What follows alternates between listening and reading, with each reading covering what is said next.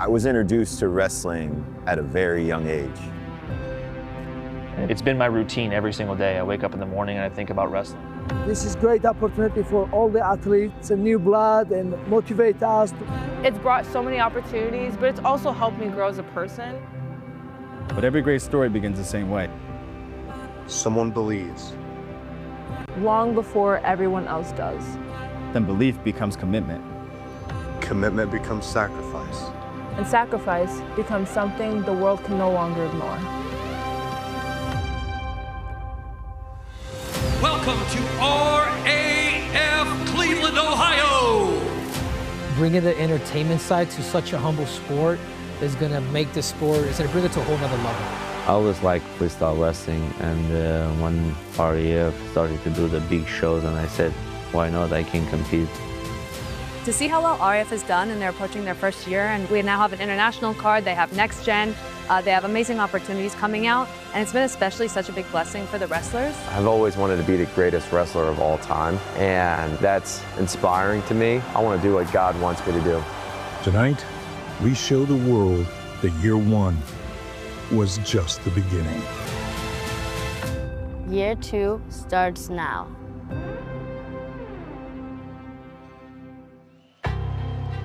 It's a night of celebration as Real American Freestyle is back to where it all began, off the shores of Lake Erie in Cleveland, Ohio. RAF has taken the world's oldest and greatest sport to new heights. Welcome to our 1-year anniversary show. 3 championship matches, the RAF debut of Jordan Burroughs into Dvalishvili Cejudo 2. It's time to rock and roll here in the land. From inside Rocket Arena, RAF 12 Cleveland starts right now here on Fox Nation. To kick things off, we send it for the first time to Mackenzie Mitchell. Ladies and gentlemen, welcome to the 1-year anniversary of Real American Freestyle from right here in Cleveland, Ohio. Presenting colors today, the 9/10th Airlift Wing Base Honor Guard.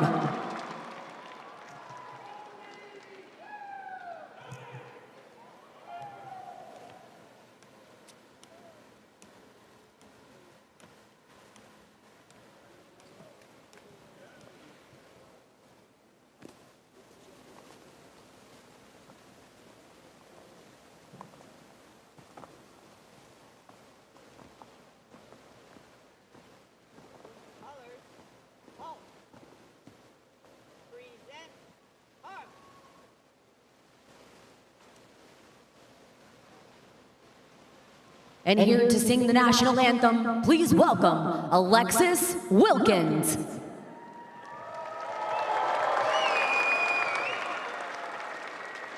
Oh, say, can you see by the dawn's early light what so proudly we hailed at the twilight's last gleaming, whose broad stripes and bright stars through the perilous fight o'er the ramparts we watched were so gallantly streaming, and the rockets' red glare, the bombs bursting in air, gave proof through the night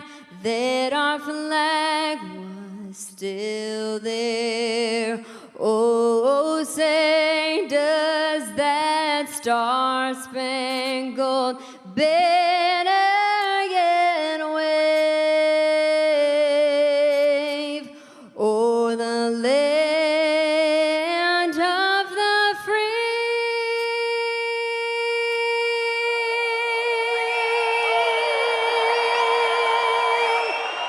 In the home of the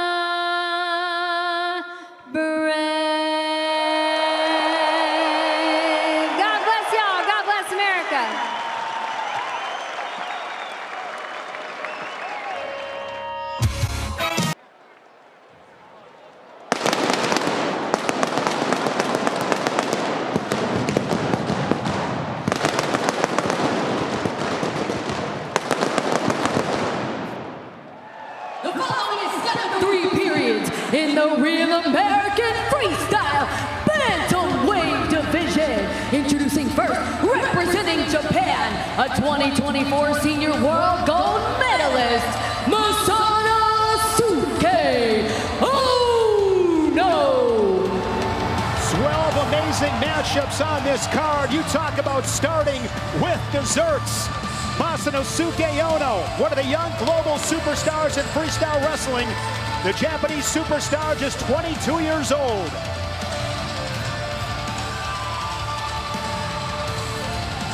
And his opponent from South Elgin, Illinois, a 2026 NCAA Division I finalist, Ben Davino. The Big Ten champion from Ohio State, 20 years old, Ben Davino. Wrestled at RAF 11 in Milwaukee, back on the RAF stage for the second time. Davino and Ono. Chael, I mentioned it. Talk about starting with dessert first. What a matchup to kick things off here in Cleveland. I can't believe these guys just walked out.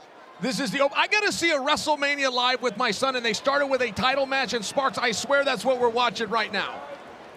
Ben Davino in Milwaukee against Arsen Haratunian was up 5-0. The four-time world medalist Haratunian scored late to nip him 6-5. What do you expect here from Davino, Chael? Well, Davino beat a world champion earlier this year named Blaze. I mean, it's not as though he's not ready for this competition, but I won't pretend that this isn't a step up. The buck stops with Ono. Last time I got to see him wrestle personally was against Spencer Lee. Ono came out on top, just for perspective. That was back in February in 2025 at a Flow Wrestling Night in America event in Coralville, Iowa. And Ono is amazing with those snap downs. He's got that technical precision. He is one of the electric rising talents in global wrestling. In Real American Freestyle, 3 2-minute periods. Good job. Nice job. And Sparks, no grounded opponent. I like to mention that. So when we're in a position like that, if you get pushed out, you're giving up a point, and that is why it is Ono 1, Davino 0. Down to 55 seconds. Ono burst onto the scene in 2024, won the world title. He beat the Olympic champion Ugaev of Russia 10-2, beat the returning world champion Vito Arusha 12-0 en route to that title. He outscored his opponents 55-2. Juliana, this is some kind of smoke. Yes, it is, and like you said, it's amazing that we get to have this as our first opening bout because this could have been a main event. 1-0 score, half a minute remaining. Our 1-year anniversary show, a packed house here inside Rocket Arena. Down to 20 seconds. Collar tie, able to clear that. Ono goes back to the collar tie. He's got the wrist of Davino. Sparks, it's hard for me to watch this match and not think of our own Bo Bassett, who, by the way, just won a world championship about 3 hours ago. But as we foreshadowed to next year, Bo Bassett could be on the mat with either or both of these two. Ono will take a 1-0 lead to the second period. Congratulations to Bo Bassett, a U20 world champion. He's on the RAF roster, as is Aiden Sinclair on the RAF roster. Also, world champion. What were you naming Sinclair? You were calling the something panda, or you were calling him the, what'd you call him? The red panda. The but red panda. Hey, speaking of world championships, you know who just won? Ono's little sister. Yesterday, Konami Ono had the cutest little after celebration dance I've ever seen. It was adorable.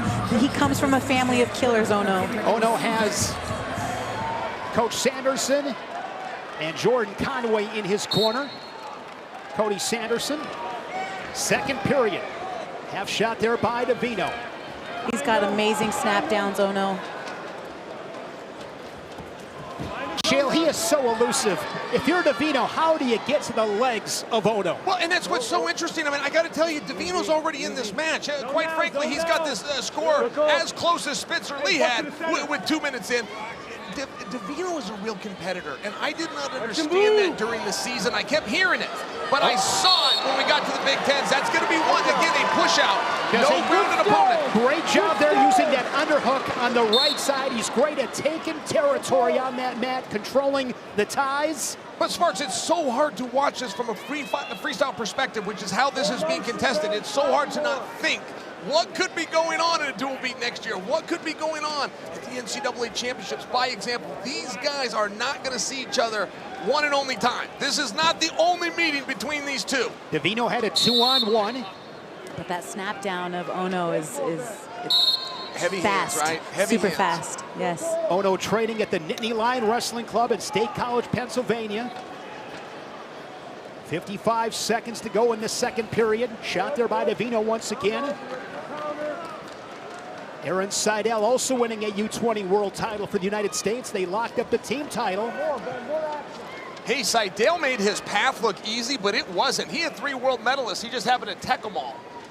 He's a hammer. Dare I say the outstanding wrestler of Team USA thus far has been Seidel. Another point for Ono as he stretches his lead to 3-0. I'm not satisfied, Sparks. I will not be satisfied until one of these guys gets to the other's legs. Short time in the second period. Yes, I admit they're playing the strategy here, but I got to see it. One of these guys got to get to the other one's legs. Well, and there was a lot of angry customers in Ben Davino's last match. They said that he got robbed because he was he was up, you know, 5-0 in the first period, but then he didn't try to score after that. Now we're getting into the third period here, and still he's down 3-0. He's got to do something here. Hey, can I name drop? I got a little text message going here with Pat Smith, and I'm trying to stir a little something up between him and Sean Bourmet. What do you think? And I got Bubbles. He's not responding, but I got Bubbles. I'll let you know how this goes. Then you score. Zach Smith, the first 4-time NCAA champion from Oklahoma State. Sean Bourmet here tonight, the head coach of the Wolverines. Ben Davino down 3-0. But he's not backing down. He's not fading yet. The Big Ten champion with work to do. Davino, the Big Ten freshman of the year. He's down 3-0 to the 2024 world champion at the senior level and the U20 world champ. I've seen it multiple times. Ben Davino getting stuck underneath that front head snap of Ono. He needs to wrestle out of that to get some of his own offense off. Chael, his mat awareness is incredible. That was amazing. He knows amazing. exactly where he's at. He is so fluid. He's like a ninja. And I got to give this to Ono as well. I mean, he doesn't have your typical square stance. He's not covering one leg with one hand. He's standing up a little bit. I feel like there's opportunity if Davino will fire some shots. Davino doesn't agree. Davino's not feeling whatever it is he's looking for. He's not finding it, but I wish that he would just go. That perfect shot isn't always there. Start now, Ben. 4-0 as Ono has been able to control this match. All 4 of his points, single points. But look how he just controls the center. I mean, he's not necessarily the bigger man, but he wrestles like he is. He's not necessarily the stronger man, but he wrestles like he is. And so composed. Exactly. There's a low single, but defended by Ono. Inside of a minute remaining. The first of 12 matches on this 1-year anniversary show. Real American Freestyle. We are back in Cleveland. All right, Davino's going for these legs now. He's got a sprint. He's got 45 seconds to get some points on the board. At this stage of the game, he really needs a 4-point move. If he was able to pull off that impossible task, he would win it on criteria. But look at the patience of Ono. I mean, he's just standing his ground. He knows where he's at. I mean, it's a game of real estate at this point. Putting on a clinic. Yeah, that's right. He doesn't have to beat anything but the clock right now. So composed. And what a great match for the first open for our first year show. We get the dessert first, like you said, Shane. I love it. And it's Ono's debut. I mean, what a debut. Hand down. Ready. Direction change. Masanosuke Ono. I'm impressed. 4-0, the final score as he knocks off Ben Davino here in Cleveland.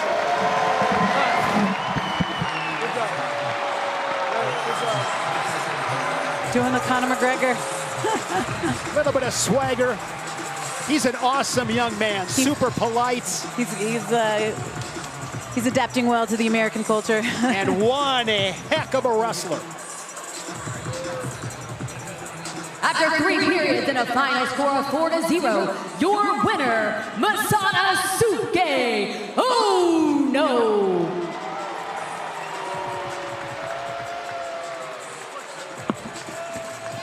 Masanosuke Ono, the Japanese star, now with Chael Sonnen.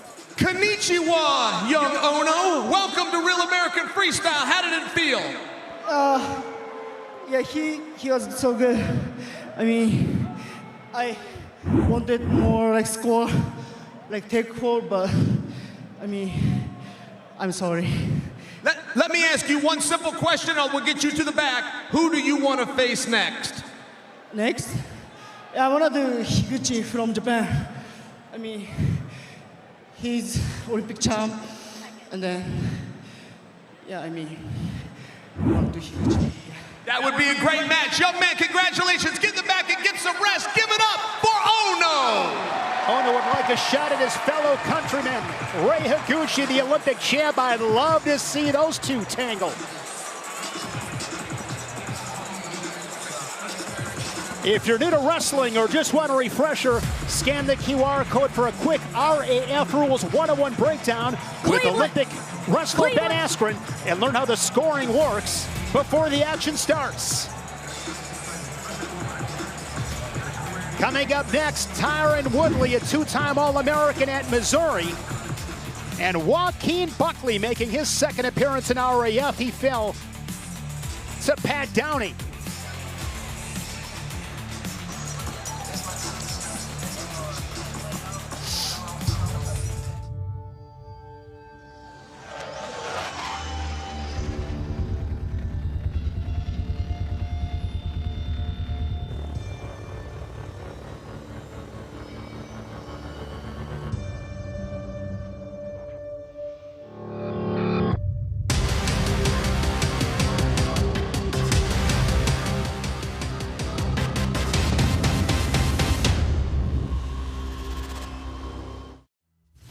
The moment RAF became reality.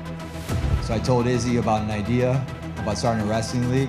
He thought I was crazy. He said all wrestling dads are crazy. The goal is to showcase the sport of wrestling and showcase these athletes and give them an unbelievable opportunity to be stars. Then we called up Hulk and we started this league. Wrestling legends Hulk Hogan and Eric Bischoff reuniting for a new kind of wrestling. When Hulk called me, the very first conversation we had, Hulk called me home and said, "Brother, I got this thing I'm doing." You know? We're going to go to all the major venues. Our first one is August 30th in Cleveland. He was so passionate about Real American Freestyle, and Hulk always thought big. Because Eric's so darn important to this venture, he knows how to deliver, produce, and make the fans care about these athletes. Bubba, I've never seen anything like this. Look at this house. Look at this production. The Olympic Games don't look this nice. Welcome to RAF 1 Cleveland, Ohio. From top to bottom, the athletes, the production, the fans. Grateful's the only word I can come up with. And the Real American Freestyle runs wild on you!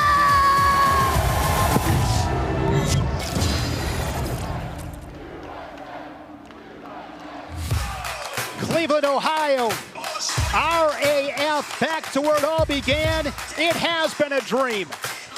Taking the wrestling world by storm, global events, of course, RAF Next Gen, a look at the future stars. Matt Side here inside Rocket Arena. I'm Shane Sparks. So glad to have you with us. Our one-year anniversary show. It has been phenomenal. A great night tonight. It is a packed house here inside Cleveland, a hotbed in this country for wrestling. Tonight, a huge night, 12 matches. We have 3 titles on the line. So Kazanov and Carr in the welterweight championship. Can't wait to watch Wick and Nolf go back at it again. They were here at RAF 1. It was Wick over Nolf. 10-8, Cejudo and Dvalishvili 2. They will have a tough act to follow from that matchup they had in Tbilisi, Georgia. It is always great to be joined by the two-time former UFC champion, Juliana Pena. Of course, the Division I All-American, the UFC Hall of Famer, the bad guy, Chael Sonnen. Let's start with Dvalishvili and Cejudo. You were there in Georgia. That was a night to remember, wrestling one. I cannot wait to watch these two go at it again. Absolutely. Merab captured lightning in a bottle, beating the Olympic gold medalist in his home country. I know what it's like being an 11-1 underdog when I won my title, and no one expected Merab to win. But now the stakes are even higher. There's a title on the line, and Henry is coming for this win more than anything, especially now that he's on his home turf. Well, this is the biggest upset in wrestling history, dare I say in sport. I don't really remember something. When Jake Paul started boxing, I remember thinking when he was beating those boxers, that would never happen to us. Nobody will come over here, no matter what athlete you are. You'll never beat one of our champions unless you've done this your whole life. And then Merab did it. We need this. The wrestling community needs this rematch. The wrestling world also needs some more. Jordan Burroughs, the Olympic champion, the 6-time world champion, one of the all-time greats. Jordan Burroughs making his RAF debut tonight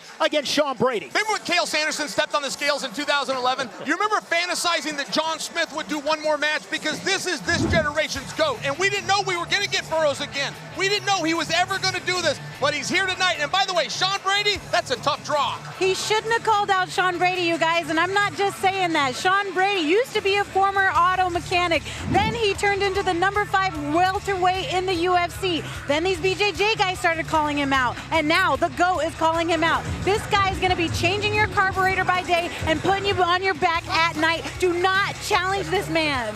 It's an amazing card here tonight in Cleveland, and with more on another featured matchup, let's send it to Abby Hornacek. Yeah, that's right, Shane. Tonight, Bo Nickel makes his return to Real American Freestyle 1 year after RAF won to prove that he's still elite in 2 different combat sports. Just to recap, RAF won. He decided to return to his roots of wrestling after spending years focusing on his UFC career. Then he came and he dominated Jacob Cardenas, 3-time All-American, to prove that he still can compete with the sport's best. Now 1 year later, Nickel returns fresh off a TKO victory in the UFC, and another star is waiting for him, Max McAnally, the reigning NCAA champ, who will make his RAF debut at the same Rocket Arena right here where he captured that national championship. Now Max has the opportunity to defeat one of the most accomplished wrestlers of his generation, but you know what? He's gonna have to do his darn best, because Bo told us yesterday, hey, even though I've taken a break from wrestling, it does not mean that I'm not still the best in the world. So Shane, we'll see if he can prove that tonight. Great stuff, Abby. Looking forward to watching those two guys collide in McAnally and Nickel.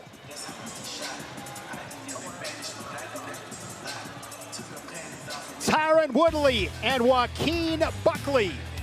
Woodley, the former UFC welterweight champ. Buckley, currently ranked 9th at the welterweight division in the UFC. Former MMA world champion Tyron Woodley looking to make a splash in his RAF debut as he takes it back to his roots. Cleveland, how we feeling out there? A lot of people know me for striking, actually, in the UFC. They know me for knockouts. They know me for just having great tactics and IQ. But what people forget is I started as a wrestler. I started as a wrestling coach for MMA, and I think they'll be surprised because they haven't seen me utilize those wrestling tools that often in mixed martial arts. Definitely, I was All-American, 2-time All-American from the University of Missouri. I won the first Big 12 title there. Feels great being wrestling again after being in combat sports for so long. I never thought the day would come when I throw a singlet back on, but RAF got it cracking over here. It's an exciting event to go to and watch and spectate, and you get to wrestle on a big platform and a big stage, so that's what I'm back for. The following is scheduled for 3 periods and is at a catch weight of 195 pounds. Introducing first, from St. Louis, Missouri, he's the #9 ranked UFC welterweight contender in the world, Joaquin Buckley. Joaquin Buckley wrestling on the RAF stage for the 2nd time. He fell to Pat Downey at RAF 3, 12-0. Joaquin Buckley, 32 years old, out of St. Louis, Missouri.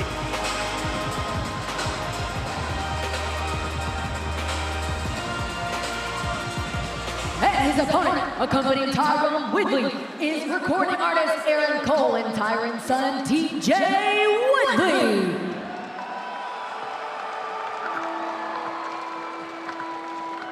Night in Cleveland.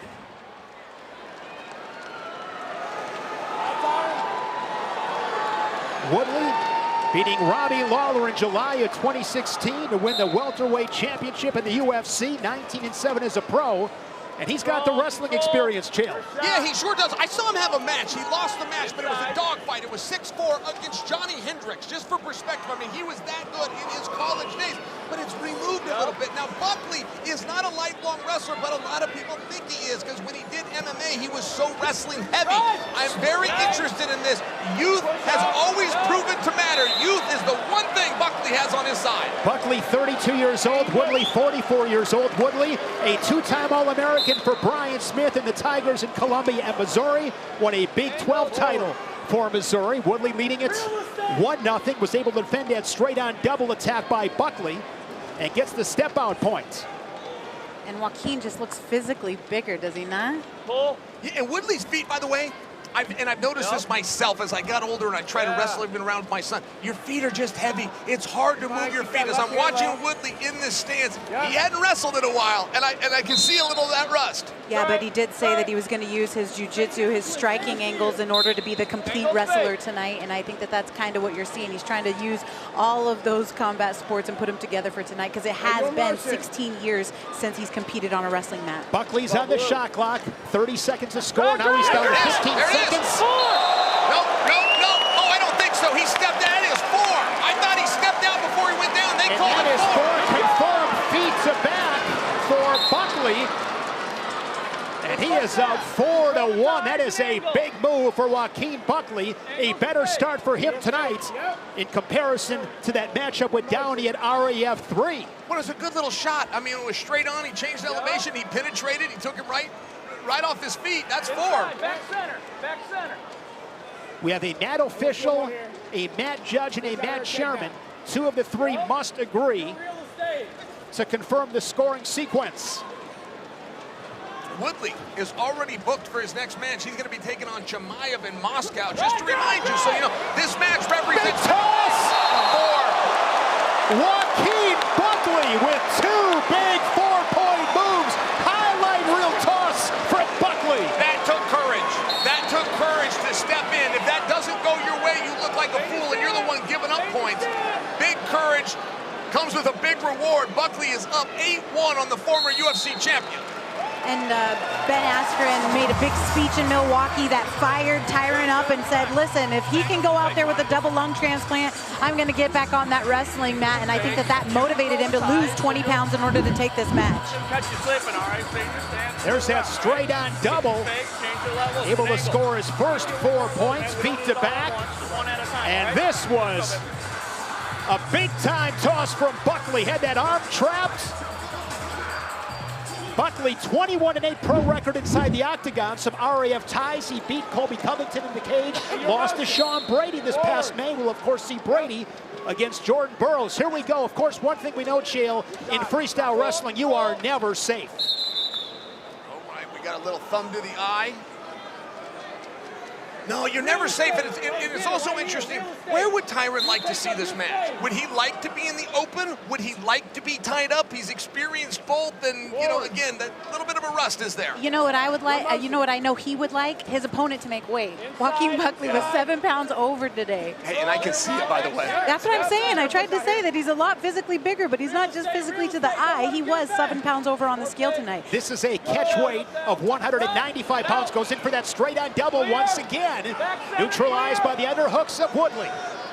Little pressure, and I think Woodley can push him out here. Push him, Woodley, push him. Question is Woodley patient enough to come back one at a time? There's another point, 8-2. I think so. He's still got a lot of time left in the second period and the whole third period. Long way to go. 1:10 remaining, second period. It's not where you start, it's where you finish. Let's move those feet. 60 seconds to go in this second period. You remember Kyle Snyder being down by 6 and finding a way back, but he did it 1 point at a time, and I only point that out because mentally that's a challenge. Right now, T. Wood's mind is playing tricks on him. He would like to get the big 4-point move. He would like to put him on his back and pin him. Does he have the discipline? 1 point at a time. Here, he can push him out here. Here's another one, a little push. He's got it. At least one. Has that front headlock near the edge. He gets another one, and slowly, Woodley inching his way back into this match. Now just a 5-point lead, 8-3. I'm happy for him. He's not just laying over and letting Buckley steamroll him. He's fighting back. I love that for him.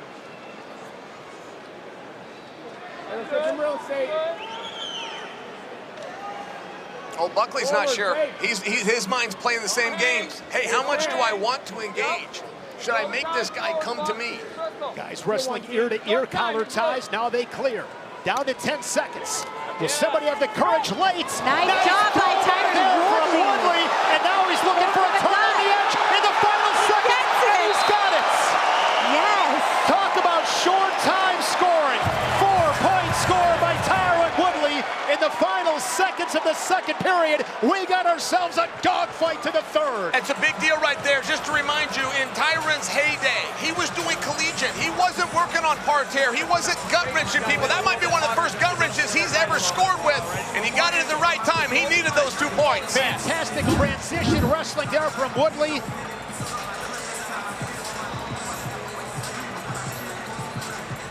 Little battle of strength right there. Gets another push-out point on this sequence. But this was big. Nice throw by, and then right into that gut wrench in the final seconds of the second period. Short time scoring. That's that chain wrestling, and that's something you lose with time. I mean, that was really a very athletic thing that T. Wood just did. I think he needed to feel that in the first period. He needed to feel Buckley's shot, and then once he got the timing of it, he was able to just throw it by. This was once 8-1 in favor of Buckley.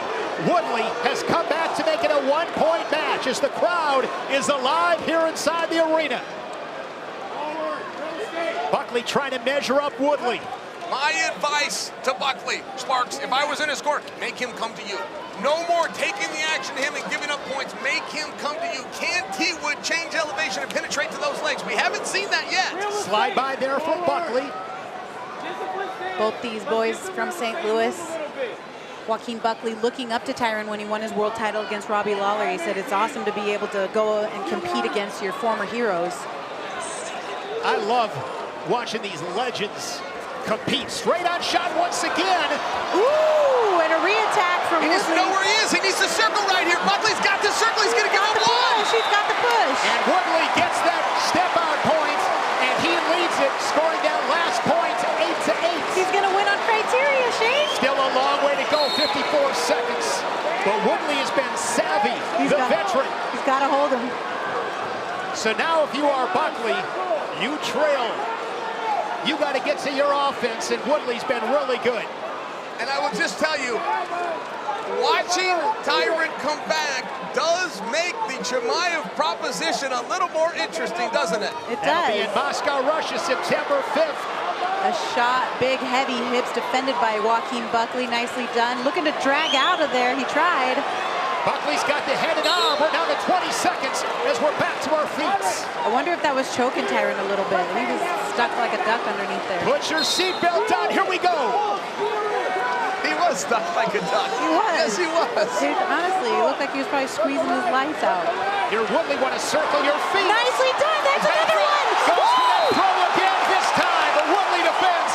He gets the 4, and he's up 12-8. You guys, I'm so happy for him. He's the older guy. He's a former champion. He took the hard wrestling match against the young buck. 11 unanswered. And in his RAF debut, he's going for it. He's going for it. It is going to be Tyron Woodley, 14-8. He just made up his mind. He grabbed him in that bear hug and he said, "Sit down." He willed it. The chosen one prevails in Cleveland.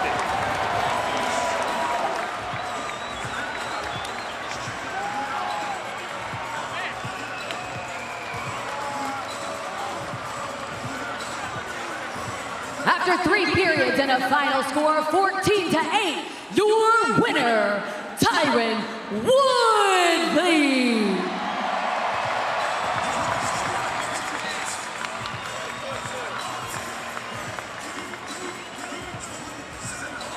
Chael Sonnen awaiting the chosen one. An impressive win for Tyron Woodley. Welcome back, T. Wood. How you feeling? Feels good to be back. It was very hard to watch that match, which was awesome, by the way, but not foreshadowed to Moscow in September 5th, you versus Chimaev. How did it feel to get some of that rust off? It felt good. You know, in my life, since I was 10 years old. If I ever got taken down first in the match, I lost. If I ever lost the first round of the fight, I lost. Today I was down 7-0 and I won! And if we're putting praise on your performance, you were actually down 8 points at one time. Now, let me look forward to Chimaev. Tell me a little bit about how that match is gonna go. Definitely needed this match. It's a powerful, explosive wrestler like Joaquin Buckley. He came at me. I knew he wasn't like, oh, I'm just trying to learn wrestling, just for fun. I knew better. We're from St. Louis. It's bragging rights. So when I got down, I didn't lose my composure. I said, you know what, Tyron? You're gonna win tonight. You're gonna win tonight. You're gonna win tonight. He's a world champion. He's the winner tonight. Please give it up for Tyron Woodley. A lot of self-belief from Tyron Woodley. Trailed at 8-1, came all the way back to get the dub. Up next, a middleweight matchup. Cleveland, are you guys having a good time? Three-time All-American making his RAF debut against the 2021 Olympic silver medalists. American Freestyle on social media. We want to see those pictures. Who you're excited. What is that? Seltzer with lemon. No, the ice. Oh, that's Brio Nugget Ice. That's from the Brio Ice Maker. It's better ice, basically. Better ice? Premium ice. Premium muscles need premium ice. You know that's not what it's for. Works.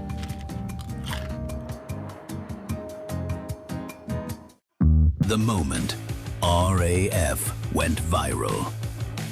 You know, there's been a lot of wagering that's been out there. We saw a little a vault that's supposed to have money in it for the takedown. There's a lot going on. Supposedly there's $10,000. Yeah, that's what I heard. Oh, and wow. Now okay, no, that was retaliation. Giorgio got him a couple times. Boy, he gets mad fast. Why Saruki get mad so fast? Oh, Giorgio! Oh, baby! Who listening for the takedown? Sarukian stuffs it, and this match is over. Arman Sarukian is no! And it has all broken loose as they are going to get these things sorted out here, folks.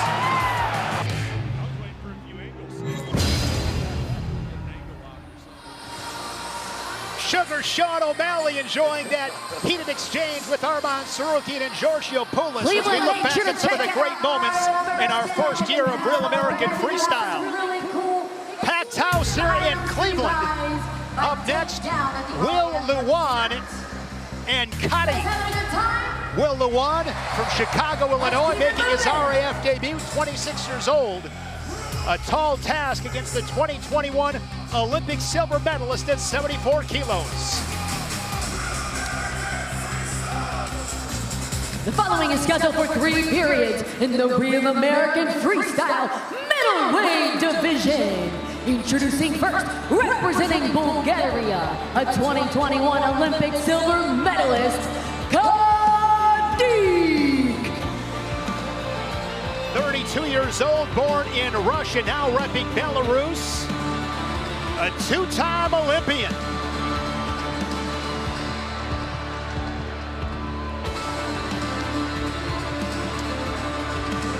And his opponent from Chicago, Illinois, a 3-time All-American for Michigan, Will Luwan.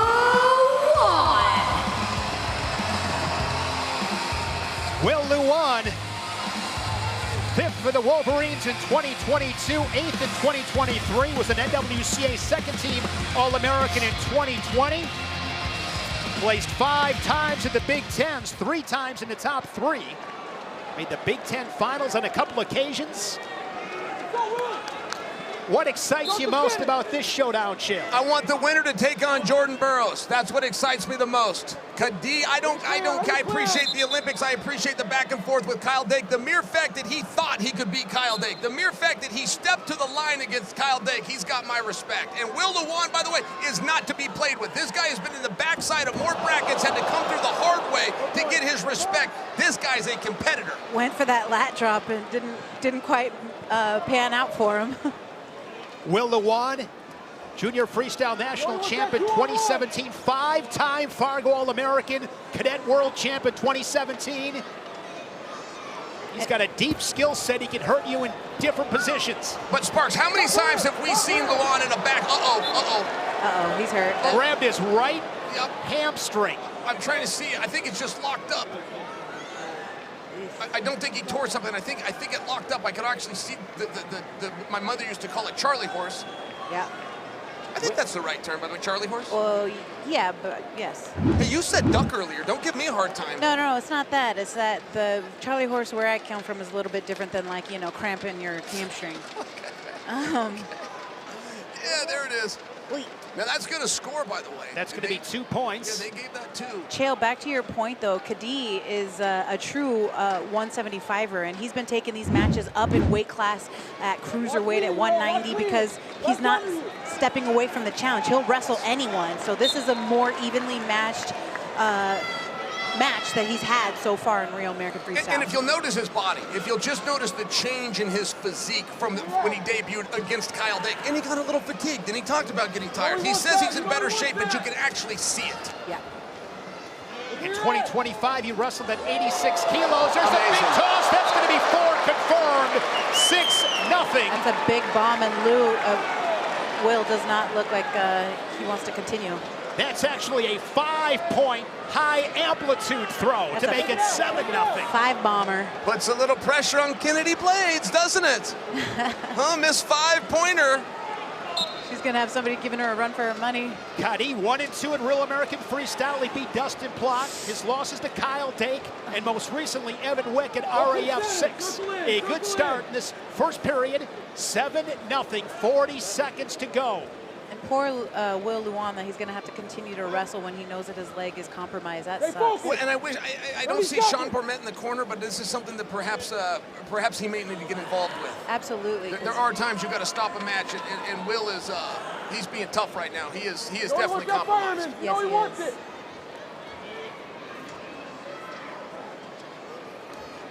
And I know Izzy's watching closely. Will Luan, Montini champ. Izzy's student, known him since he was knee-high to a pig's eye. Will was, okay, here, we're going to need to stop this. Guys, in MMA, they throw in the towel. In boxing, they throw in the towel. Is that the same here? Yeah, we need to stop this match. And you see Alex Derringer, he's in the corner along with Sean Bourmet, and that is going to be the end of this match. That's the right call. It is the right call. We bring in Ben Askren. Ben, unfortunate to see Will Luan unable to continue, but a fun first period, at least watching Kadi with some of those explosive points. And Kadi doesn't know the match is stopped. They actually ran out of time. He's in his corner, but they have stopped the match in the corner. They just haven't informed Kadi. Ben, what did you think?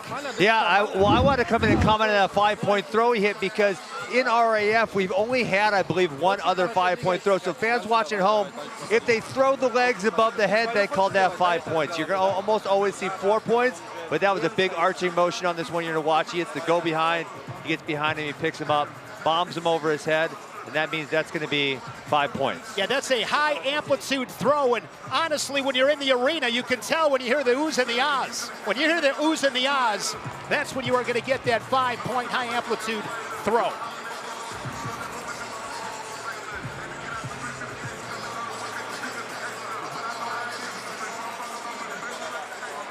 To Mackenzie Mitchell. Your winner by injury default, Dake. I have no problem with that. That was a great wrestling match. The guy got hurt. This was the right call. On to the next one.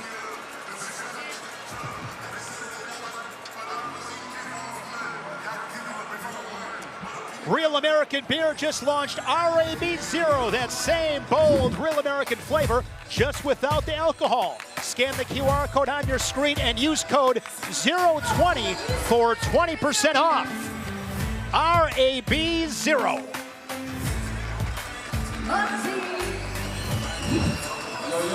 Max McAnally here inside Rocket Arena, awaiting Bo Nickel. Max McAnally coming off his NCAA championship in this arena this past March. And Bo Nickel, speaking of this arena, take it back to 2018. He pinned Miles Martin won an NCAA title, and that put an NCAA team title on ice for the Nittany Lions. Bo Nickel has become very familiar with the grounds of the White House, most recently during his first-round TKO win over Kyle Dawkins at UFC Freedom 250. It wasn't his first visit to 1600 Pennsylvania Avenue, and it might not be his last. Competing at the White House was an unbelievable experience. You know, just to be out there, I think the most special part was being there with my team and kind of doing that collectively together. Being able to go through that experience with, you know, my best friends and my coaches, that was so special. Having my family in the crowd was so special. And it's a once-in-a-lifetime experience. And I feel like because of my wrestling experience growing up, I was able to fully embrace and enjoy those moments. I think a lot of people let the moments become too much and they weren't able to really be present, but I felt very present the entire time, which I'm grateful for that. The Earth is 70% water and 30% land, but the entire sky belongs to us. Tap water tasting a little off? It could be heavy metals, chlorine, or those pesky PFAS compounds. Brio captures pollutants and filters them out. The moment. Perseverance came down to seconds. Ladies and gentlemen, here we go for the Real American Freestyle Featherweight World Championship. Right now, he can push him out of bounds. He can push him out of bounds. He's getting him out, and he does. He's called it 1 points. There's a dispute with the referees. All right, now we got to get this official. Ladies and gentlemen, we have a final score of 2-2 based on criteria. And new Real American Freestyle Featherweight World Champion, the dude, Jordan Oliver.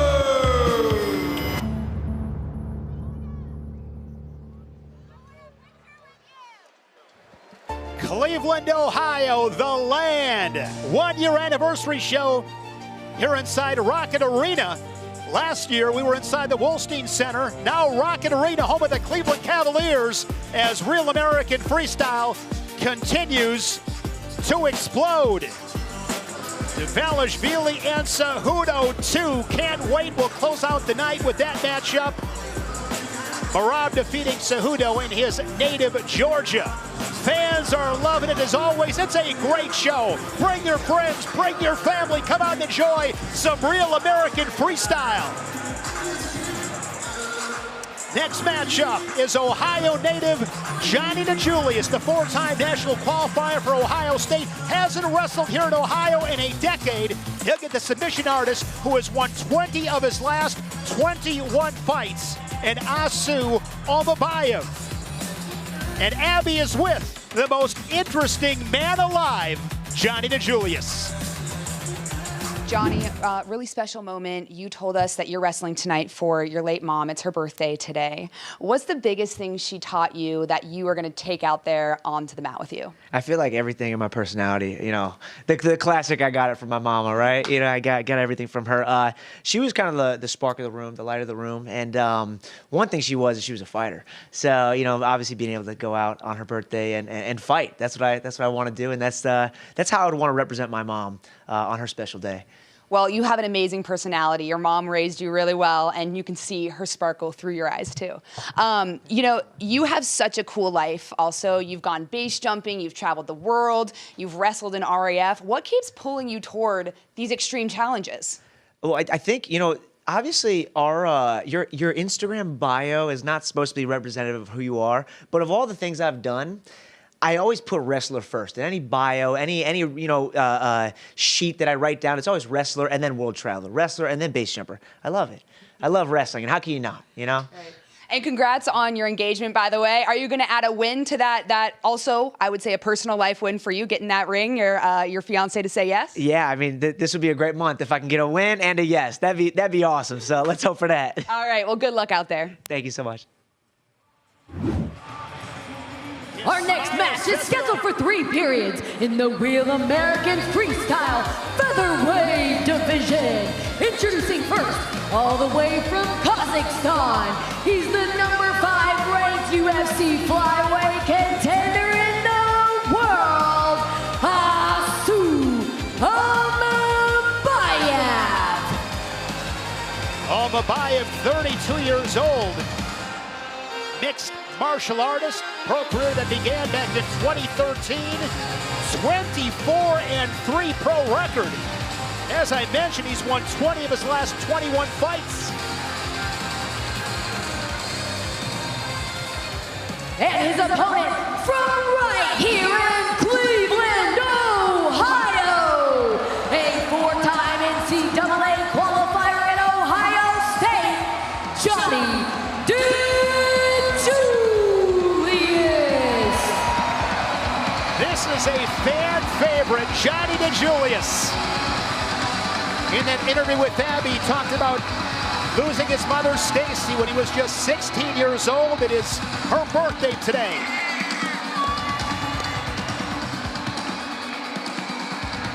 Was a 3-time Ohio State champion at Walsh Jesuits before heading to Columbus.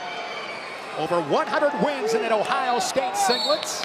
And by the way, 2015 team championship team for Tom Ryan and the Bucks. Go ahead. Just a cool guy. Yeah. Right? Coolest guy in the world, yeah, fantastic coach. I've seen him work with children.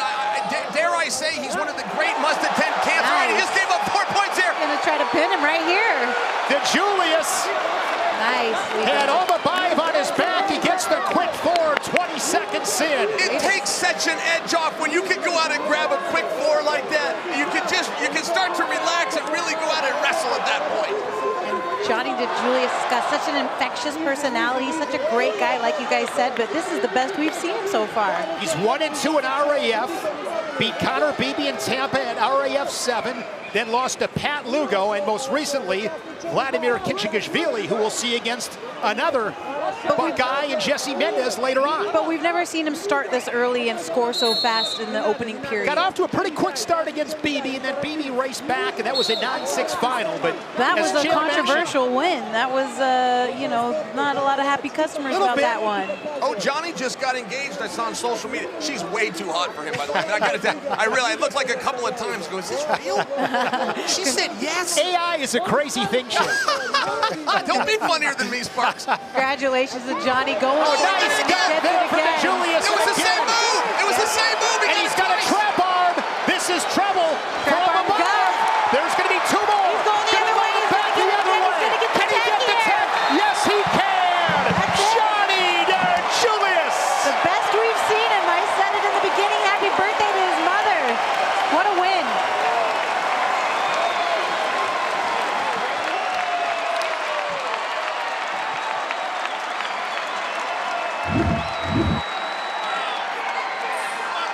DeJulius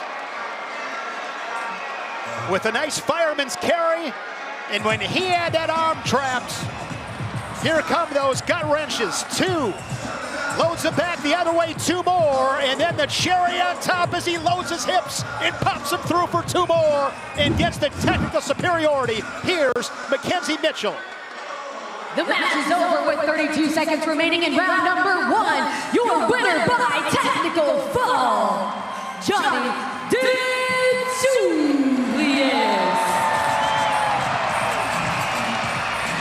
Johnny DeJulius with the bad guy.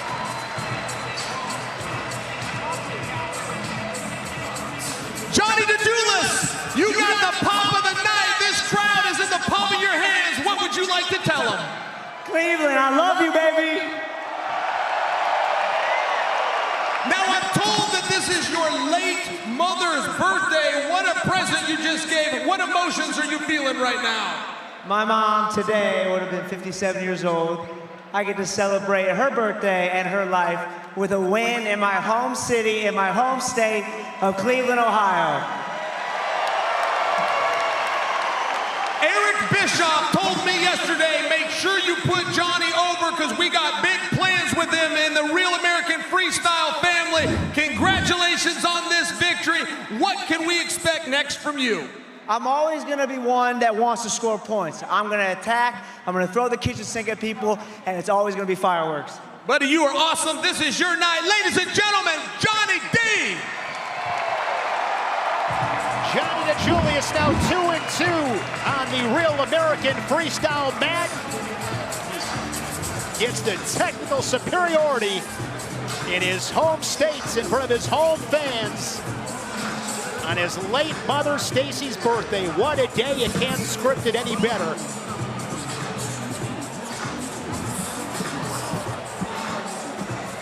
The Earth is 70% water and 30% land.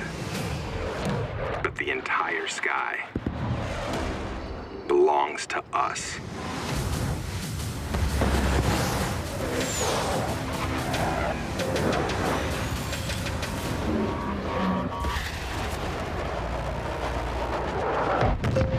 Copy that. Aim high, Airman. The moment future stars were forged from victory. Oh, machine gun massive!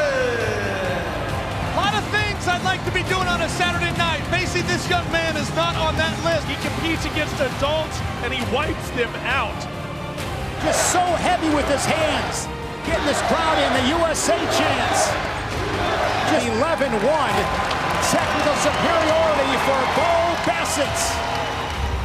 Bo Bassett just beat an Olympic gold medalist. Kennedy Blades has yet to have been scored on at RAF. Oh, look at this straight-on double. Oh, the champ is here. Everybody says they want to wrestle Kennedy until it's time to wrestle Kennedy. Tech fall before the end of the first period.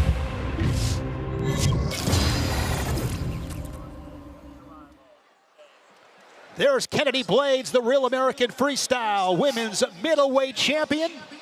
2024 Olympic silver medalist here inside Rocket Arena in Cleveland. We have a trivia question that we're going to ask these two. Are you guys ready?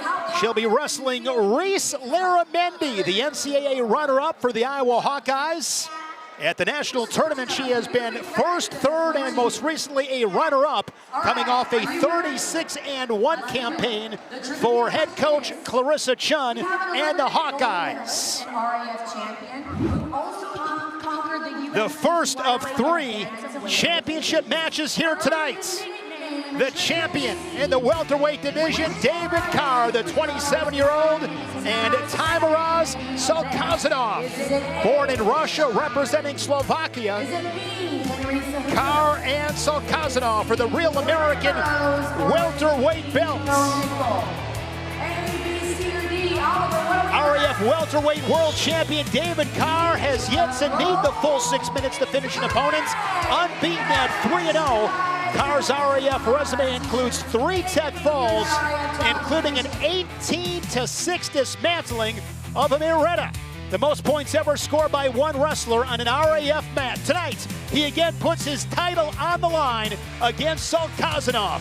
Earlier, he spoke with our Abby Hornacek. All right, David, you are 3-0 so far in RAF, all 3 very dominant victories. So how are you going to keep that momentum going?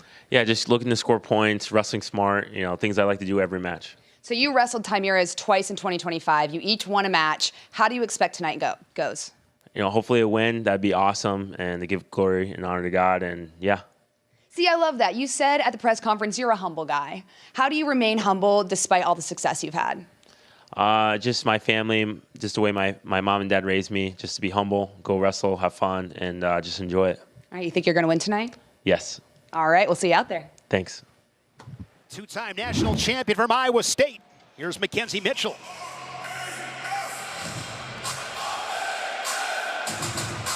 Ladies and gentlemen, please welcome the challenger, Taimuraz Salkazanov. Taimuraz Salkazanov. He's been very impressive on the RAF stage, 2-0.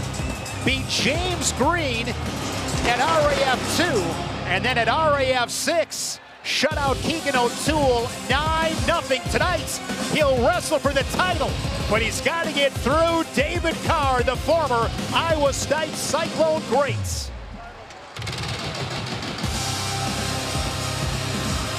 And please welcome the Real American Freestyle welterweight champion, David Carr. The first 5-time All-American in Iowa State program history, 3-time finalist, 2-time national champ, a career record in Ames of 120-5. That is his father, Nate Carr. He was a 3-time national champ for the Cyclones. In 1988, Olympic bronze medalist in Seoul. David Carr, the look of focus. With our championship introduction, again, here is Mackenzie. The following is scheduled for 3 periods and is for the Real American Freestyle Welterweight Championship. Introducing first the challenger, wrestling out of the red corner, representing Slovakia, a 2-time world bronze medalist, a 2-time world silver medalist, and a 2024 Olympian, Ty Miraz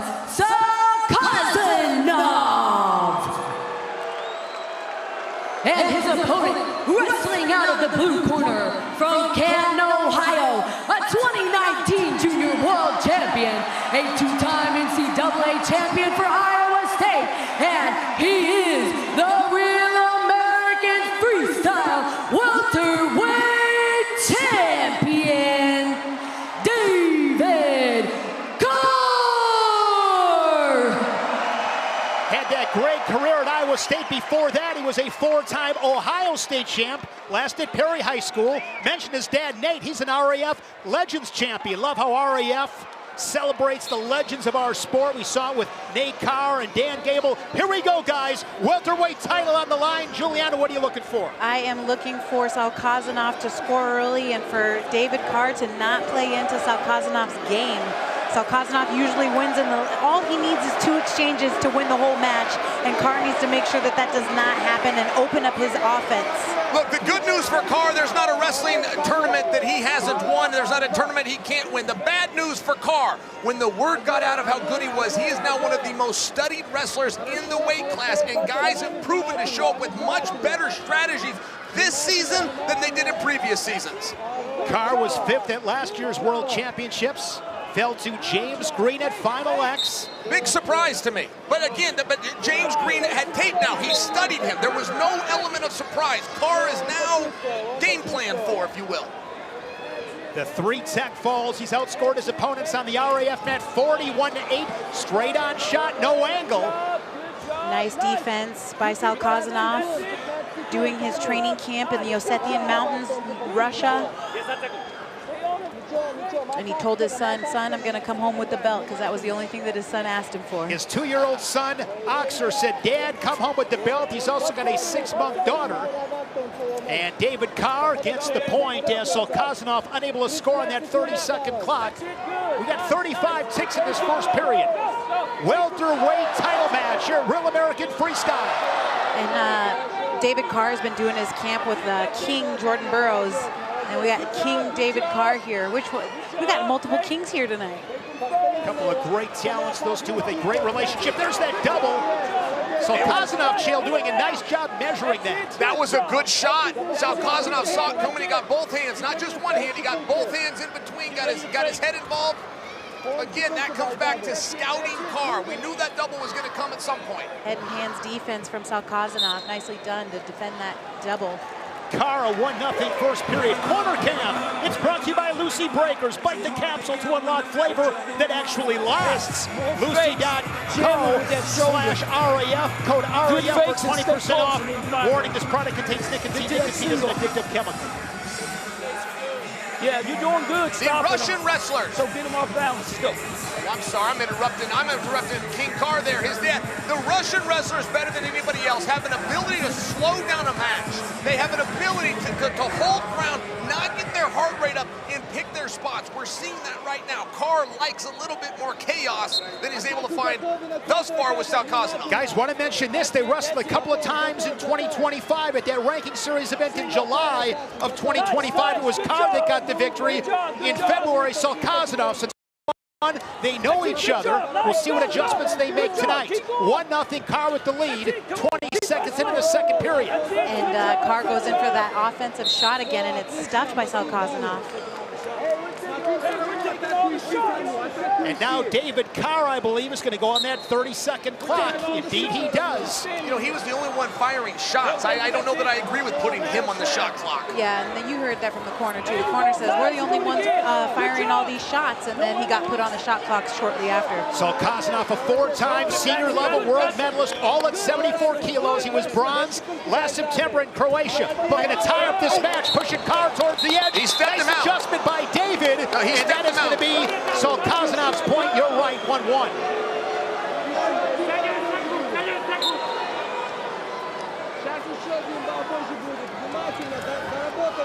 Nice hits again by Salkazanov.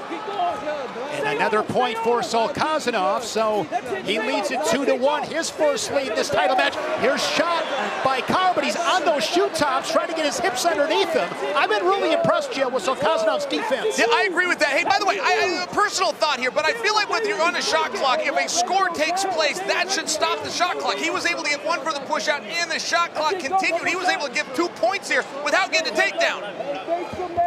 And those are the rules. I'm not contesting them. I'm just telling you that I have a little bit of a discrepancy. Oh, nice level change. He can push him out here. He can push him out here. He gets it. Now 3-1. That was a lapse by Carr right there. That was a lapse. He generally knows right where he is. He generally knows to wrestle. He stopped just for a moment, and that point could really play into the future of this championship match. Carr down by a pair. Level change once again. Collar time from Salkazanov. Looking to dig that underhook on the right side. Doing a nice job keeping territory. Center of the mat. Let's go, this guy. Give one this period. Final seconds in the second period. That's it. Stay close. Pump fake. Look at Salkazanov just hold his ground, though. Let's bring in Ben Askren. Ben, what are you seeing? Man, great chess match between two of the best wrestlers in the world. I think David Carr needs to go to his single leg. His double leg hasn't gotten all that close. On that last one, he almost got his hands off on the single leg. I think that's his path to victory, and one takedown still wins it, guys. So he is right in this match. I think he needs to get in tight, look for his single, and get to the leg. Good analysis from Olympian Ben Askren, two-time national champ at Missouri. David Carr is back against the wall as both wrestlers sign a respect, slap hands, and here we go. Salkazanov, 2 minutes away from the RAF welterweight world title. There's that single leg from Carr. He's got his hands locked. Been working all match to get to this position. Waterfall position, switches off to a double. He's down by the ankles, gets the 2, and now working on a leg lace.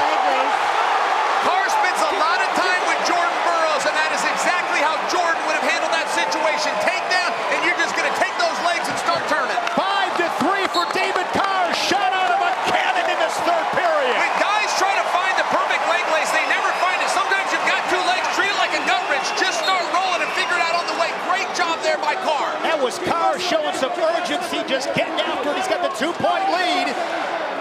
Crowd is into this one. The USA chants here in Cleveland. What a night it's been here in Cleveland. 1-year anniversary show. Our first of 3 championship matches. There's that underhook. Circling, throws the whizzer. That is going to be scored 1 red and confirmed for Salkazanov. A 1-point match. The crowd doesn't like it as the boos rain, but I think they got that right, Shell. You got to give it one way or the other, boy. That was awful close there. 2 of our great referees saw it the same way. It is officially 5-4. My heart is pumping. We're We're inside of a minute. But this is that chaos that we talked about. This is why we lives. love it, Chad. Yes. This is why we love it. But this is what Carr wants, man. He wants a dogfight. He wants action. He wants that heart rate high. Oh, there's that super duck attempt once again. Sal Kazanov just needs to win one exchange in order to walk away with this belt tonight. Dake Carr's in the corner. He's telling his son, get in there again. Keep the pressure on him. Keep shooting. If you're Carr, you want to move, circle your feet in. Sal Kazanov is being patient, looking for his opening. We are down to 20 seconds. Sal Kazanov is resigned to the strategy to push him out of bounds. He has given up on the idea of getting in on the legs. I'm just pointing that out. Carr needs to know that. He needs to circle, circle, circle, eat up this 10 seconds and leave here with his belt. 10 seconds away from making something happen. We might have the and still champion. Final seconds. David Carr comes from behind. 5-4. And still your RAF welterweight champion.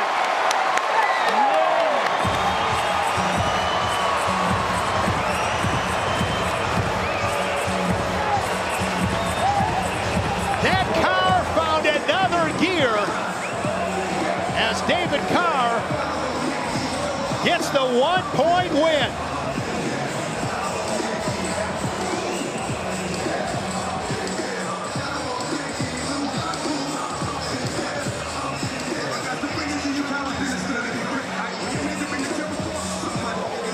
David Carr retains his championship belts here in Ohio.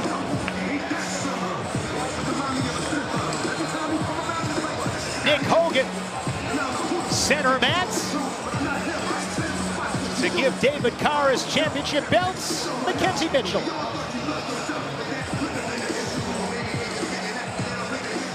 After 3 periods and a final score of 5-4, your winner and still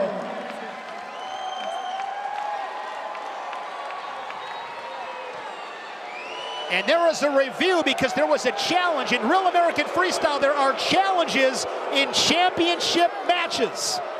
So hold on tight as we sort this out. Let's bring in Ben Askren. All right, guys. Oh, can you see me or hear me? We can hear you, We have you, Ben. All right, hey, on this one, Sal Kazanov is looking for a caution in one, fleeing the hold.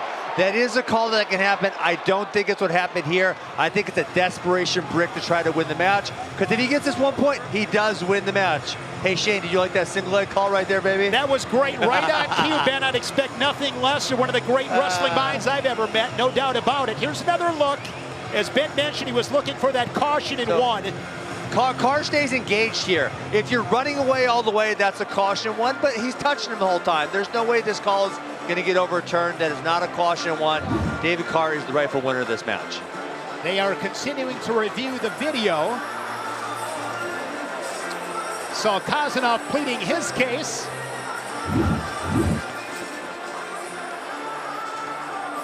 As Ben mentioned, David Carr staying engaged with Sal Kazanov. Circling his feet in. I think it's going to be really, really tough to overturn this. Yeah, absolutely. But it's a great challenge by Sal Kazanov at this stage of the game, nothing to lose. King David Carr is the rightful and still champion, and I know he's looking for that gummy bear sponsor. All right, looks like the call holds up. Back up to Mackenzie. After 3 periods and a final score of 5-4, your winner and still the Real American Freestyle welterweight champion, David Carr. Here to present the championship belts, Nick Hogan. Nick Hogan with the belt, his father Nate's. All right, champ, I watched that match very closely. I'm very familiar with the rules. There was a discrepancy at the end. I did not see it. What was your opponent attempting to argue? I don't know. I feel like I took more shots. I stayed in the middle, but, you know, he's a good opponent, 4-time world medalist. I'm just blessed to be here. All glory to God. All right. That was a fantastic match. You defended your championship. That was your 3rd time with that opponent. If he's in the rear view, what's next for David Carr? I'm ready for anyone. You know, there's a lot of good guys at this weight. There's Olympic champions, there's guys at this weight, so I'm excited for anything, but I'm from Ohio. Cleveland! That was electric. Thank you. You're here for Ohio, and it sounds like they're here for you, ladies and gentlemen, the champion of Real American Freestyle, David Carr. Winners win, and David Carr finding a way to get it done here inside a Rocket Arena with Chad Bronstein and Izzy Martinez.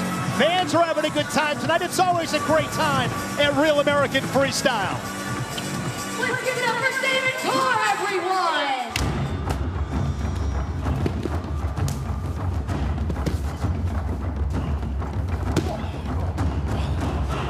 Water break.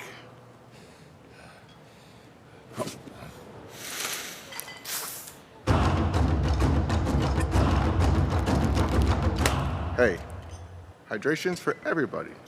Everyone needs a good water break.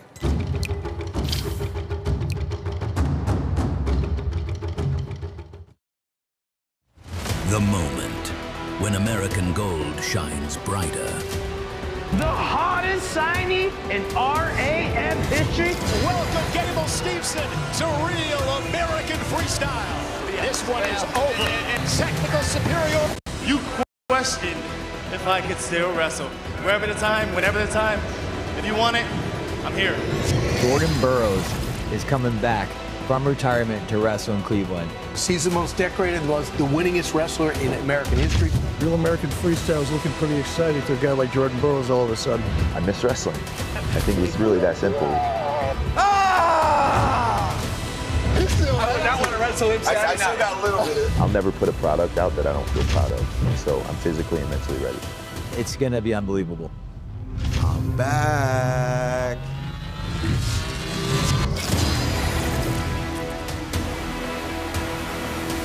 He is back. It's been nearly 2 years since we've seen Jordan Burroughs, the 2012 Olympic champion and 6-time world champion. Cannot wait to watch Jordan Burroughs here in RAF. Jordan, what's up? All right, you're finally taking that RAF mat. What finally got you here? Man, I can't even explain the excitement that's gone into this event. I've thought about it for many months, and I finally said yes, and I've been blown away. From the media team to Next Gen to walking here in the arena, there's not a single fan in here, and it still feels electric. I'm excited to compete tonight. Well, it's been about 2 years, right, since you've competed, and you've got 5 kids at home. Congrats on that. Would you say that this is your biggest matchup yet in your career? Absolutely. You know, I'm almost 40. I've got 5 kids at home. I've been married for 13 years. I've got a wrestling club, a lot of responsibility. There's no way that I should win this evening. My opponent is younger, stronger, and in his prime, but I'm ready. You got a quick message to your kids and your wife? Let's get to work.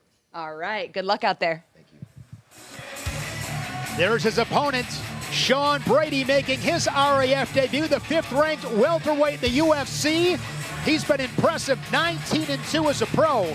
A great grappler. He's beat some of the best grapplers in the world. Tonight, he'll have to be one of the best wrestlers in the world in Jordan Burroughs. RAF, the 1-year anniversary show here in Cleveland, Ohio, inside Rocket Arena. How about this matchup with Vladimir Kinchigishvili, the 2-time Olympic finalist? He won gold in 2016. And Jesse Mendez, 2-time national champ for Ohio State. The following is scheduled for 3 periods in the Real American Freestyle Featherweight Division. Introducing first from Gory, Georgia, a 2012 Olympic silver medalist, a 2016 Olympic champion, Vladimir Kinchigishvili. Vladimir Kinchigishvili, 2-1 in Real American Freestyle, lost to Bo Bassett, beat Johnny DeJulius, and then against Connor Beebe in Georgia, an 11-0 tech fall. Part of the Georgian Parliament, he is a hero in his native Georgia. He was impressive against Connor Beebe, but a new challenge as he'll square off against the 23-year-old Jesse Mendez. and his opponent from Crown Point, Indiana, a 4-time All-American and 2-time NCAA champion at Ohio State, Jesse Mendez. A 4-time All-American for Tom Ryan and the Buckeyes, 3-time finalist, over 100 career victories. Won a couple of Big Ten titles tonight.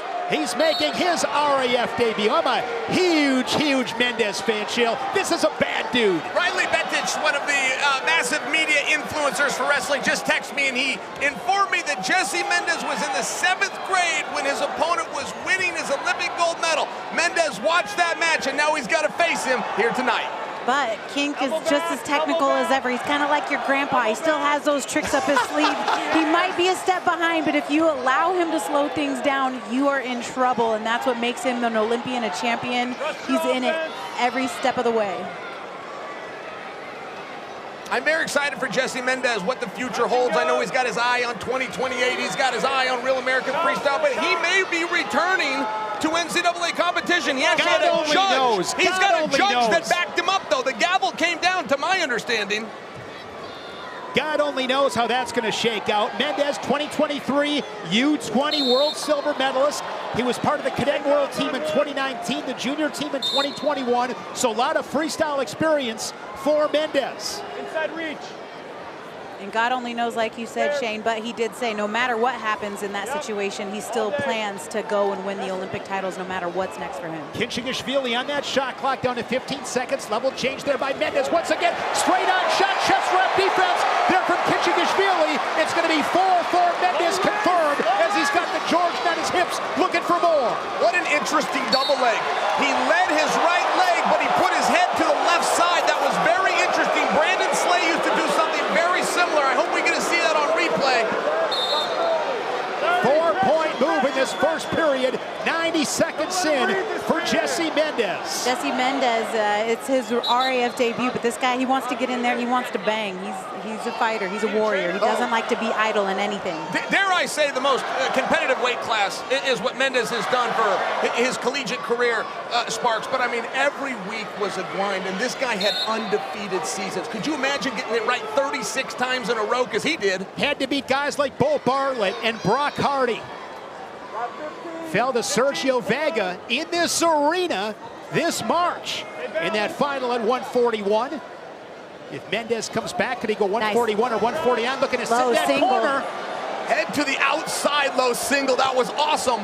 Lotto. Nothing yet. It looks like he's going to come. No, did they stop the action? I think it's time. Oh, we ran out of time. All right. Lotto, if you did it once, you could do it again. And Mendez holding his shoulder. His right shoulder. He's got Jay Jaggers in his corner. Shane, help me understand that point. Were we on a shot clock there? Where did that 1 point come from? There was no 1 point takedown. Where did we get this? I missed something here. Great shot here by Mendez. The truck heard my request. Look at that, 4 points. Yeah, he was on the shot clock earlier. Leg and head to the same side. Mentioned Jay Jaggers, 2-time national champ for the Buckeyes, along with All-American Dylan D'Amelio. Here we go, second period, 5-1. Mendez with the lead.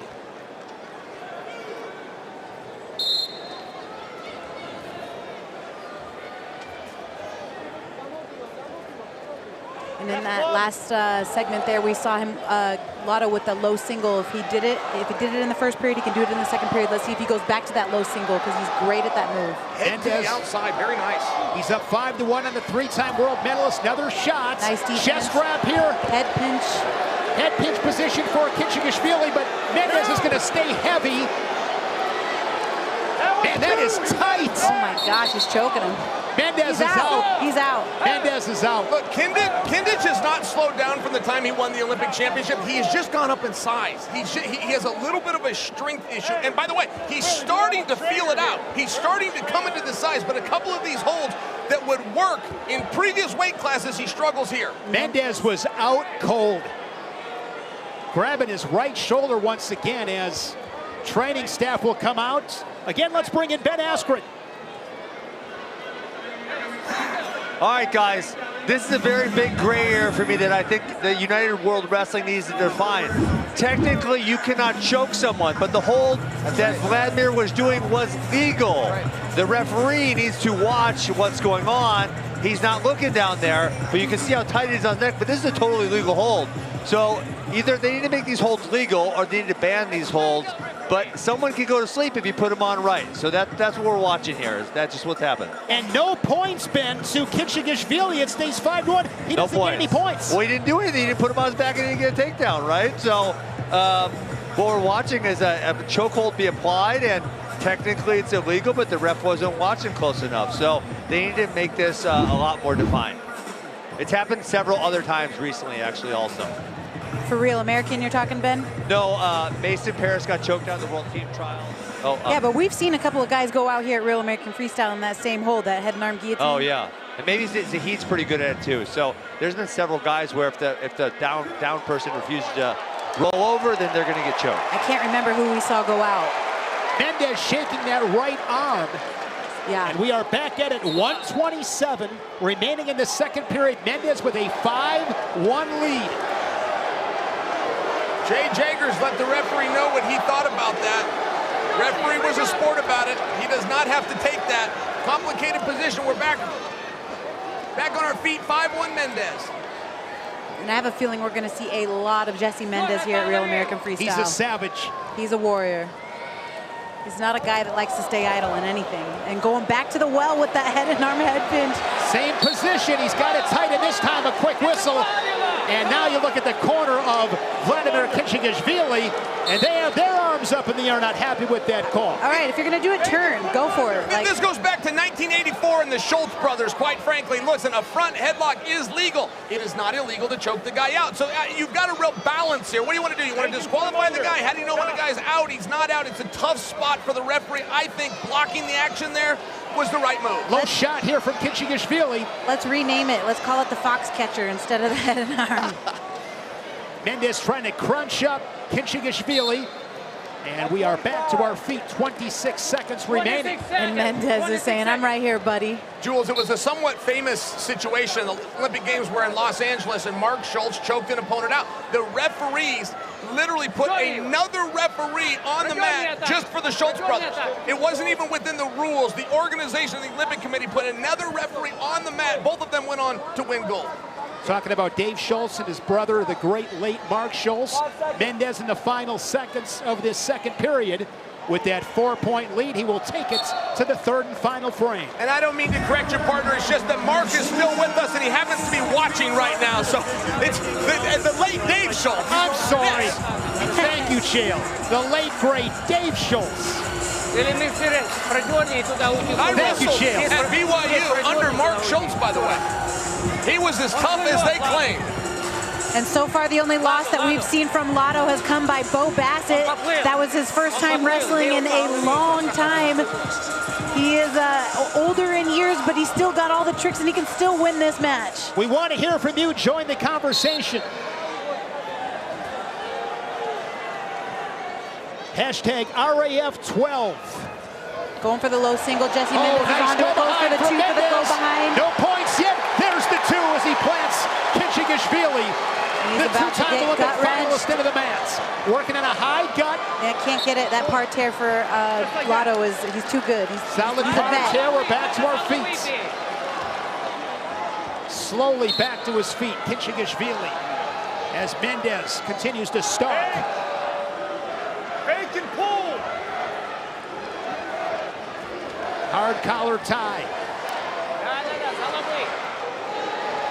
Hey, listen, if you can get another college season, I think that we would all agree you go and take that. However, when your dream is the Olympics and you're Jesse Mendez and you're beating an Olympic champion, maybe freestyle's where your focus should stay. I got 3 letters for you, Chael. NIL. Name, image, and likeness? Yep. Yes. Ching, ching, ching. I think they already dropped the hammer on that and made the call that he's not going to get that 5th year. We'll see. True? I mean, it seems like it changes every day, and He's got a judge on his side. He does have to appeal through the NCAA. There is some red tape there, but and his dad's a cop. Maybe his dad can help him out. I think ultimately he will have the option. Good snap, front headlock here from Mendez. He's up by 5 with 47 ticks to go. By the way, why is Mendez in a different position than Levi Haynes? Why have to appeal it, even absent of the judge's ruling. Individual It might have to do with states. I don't know, Chael. All right. I don't know. All right, we'll back see. to the match. Spark, quit interrupting me. Quit distracting me, Sparks. I'm trying to watch a wrestling match. Got 30, Jess. 30 seconds left. Lotto's got to go for broke here.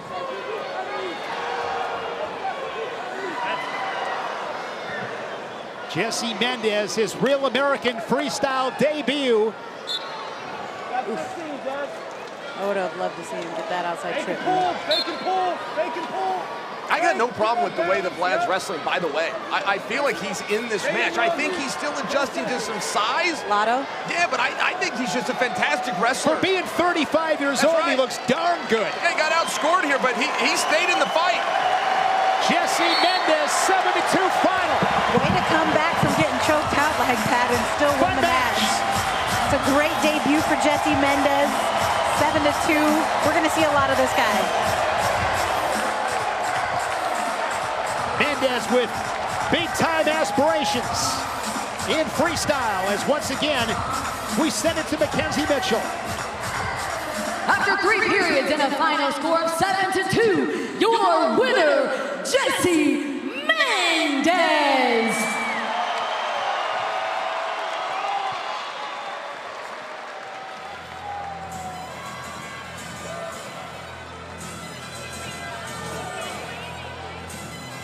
Jesse, you want to be the Olympic champion. You just beat the Olympic champion. That dream's got to feel more real right now than ever before. Yeah, I mean, Henry Cejudo is a guy I looked up to back when he won the Olympics in 2020 or 2016.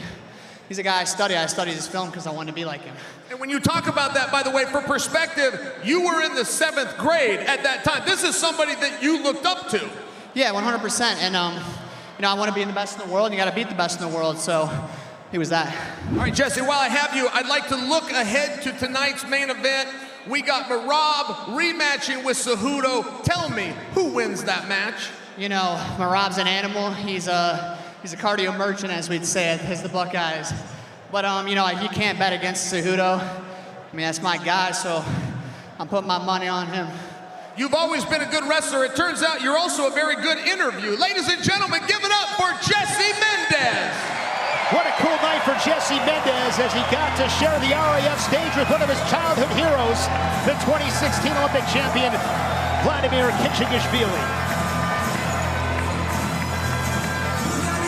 To celebrate the 1-year anniversary of RAF, take 25% off any RAF merchandise. Wear what the athletes are wearing, or grab your RAF 12 gear. Scan the QR code to take advantage of this amazing offer. We've got some exclusive items for you guys tonight here at RAF Cleveland. Up next, a middleweight title rematch. They wrestled here in Cleveland, and RAF won one of the best matches of the first year in RAF, 10-8. Wick with a late score. It was tied 8-8. He scores it, wins it 10-8 tonight, Chapter 2. Ladies and gentlemen, are you ready for your main events of the night tonight? The first one is for the Real American Freestyle Light Heavyweight Championship. Please welcome your challenger, the Real American Freestyle Light Heavyweight Champion of the world. Kid, one day, that belt could be yours. This might be the coolest thing ever. Want to compete on wrestling's biggest youth stage? Tomorrow is the second official RAF Next Gen right here in Cleveland. And then when you're on to Miami in September, Vegas in October, scan that QR code now to unlock a special discount for your registration. We'll have those matches tomorrow right here on Fox Nation. I love Next Gen. It's exciting. I get to see the wrestlers. Our second of 3 championship matches here tonight. Jason Nove, he has been red hot here at RAF. He has won 4 straight. Wick coming off an impressive 13-2 tech foe over Cotty at RAF 6 in February. Jason Nolf and Evan Wick first met at RAF 1 in the inaugural middleweight world title match. Wick won that tightly contested battle 10-8 to claim that championship. That belt is now vacant once again, and the two grapplers with 6 RAF wins, including 3 tech falls between them, again battle for gold.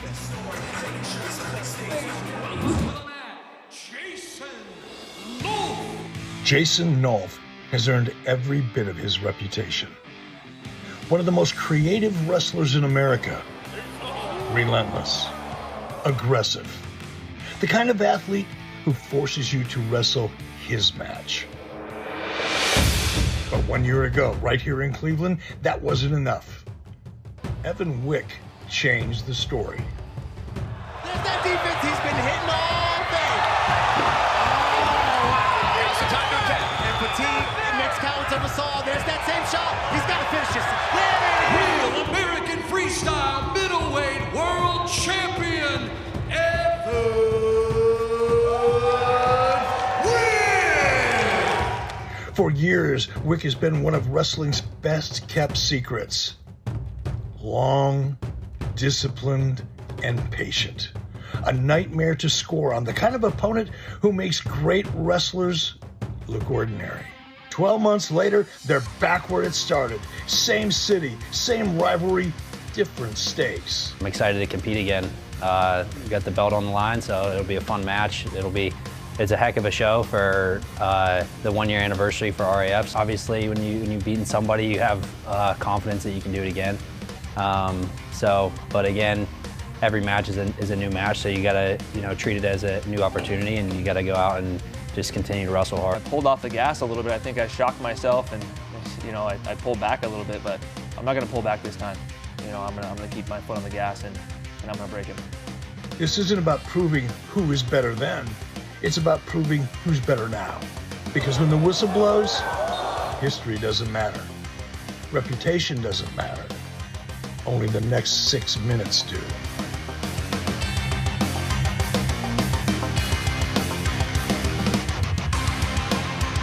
Please welcome Evan Wick.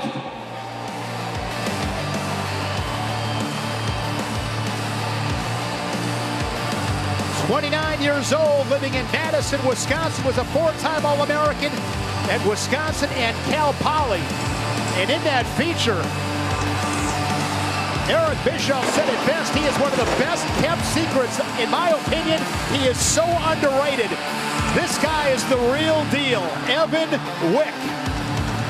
That was a crazy match at RAF 1. Wick led that match 8-2. Nolf rallied back to tie that 8-8, led on criteria with the late score and the 10-8W. I can't wait to watch these two once again. And his opponent, please welcome Jason Nolf. And since that loss to Evan Wick at RAF 1, Nolf has been amazing. Where is Jason Nolf?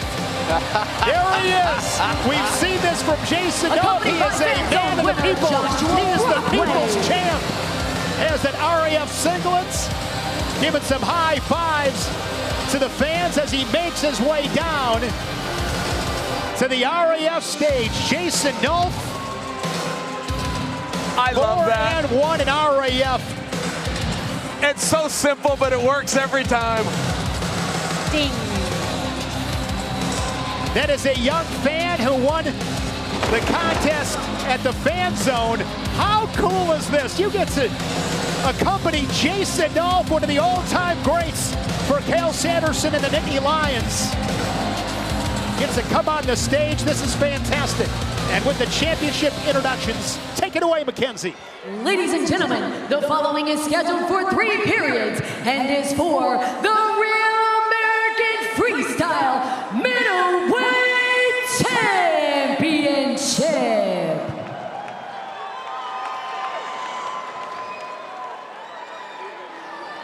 Introducing first, wrestling out of the red corner from San Marino, California, a 4-time NCAA All-American and 2025 Pan Am Champion, Evan Wick.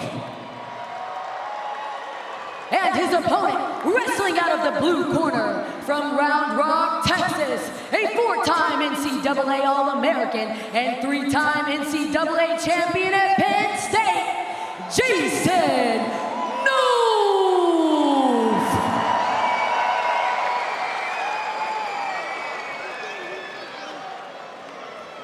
This matchup is brought to you by the United States Air Force, an official partner of Real American Freestyle. Right behind every takedown can take you anywhere. See where you could go at airforce.com. So glad to have them as a partner here at RAF. Here we go. Championship match. Just hit him right in the head. If there was ever a match that put Real American Freestyle on the map, it's this match. At Real American Freestyle 1 year ago today, these guys put on the most exciting wrestling match I've ever seen, and I am so looking forward to this one. The best wrestling match I have ever seen. I'm so glad that you felt that way too, because that's such a big statement. What a compliment. But I remember when that match was done, I remember going, that's the best match I've ever seen. It was exciting. Shot here from Jason Nolf. But that length of Evan Wick presents so many challenges. Whizzer from Wick as Nolf stays on that single leg, shoves the leg. He's in better position here as he elevates.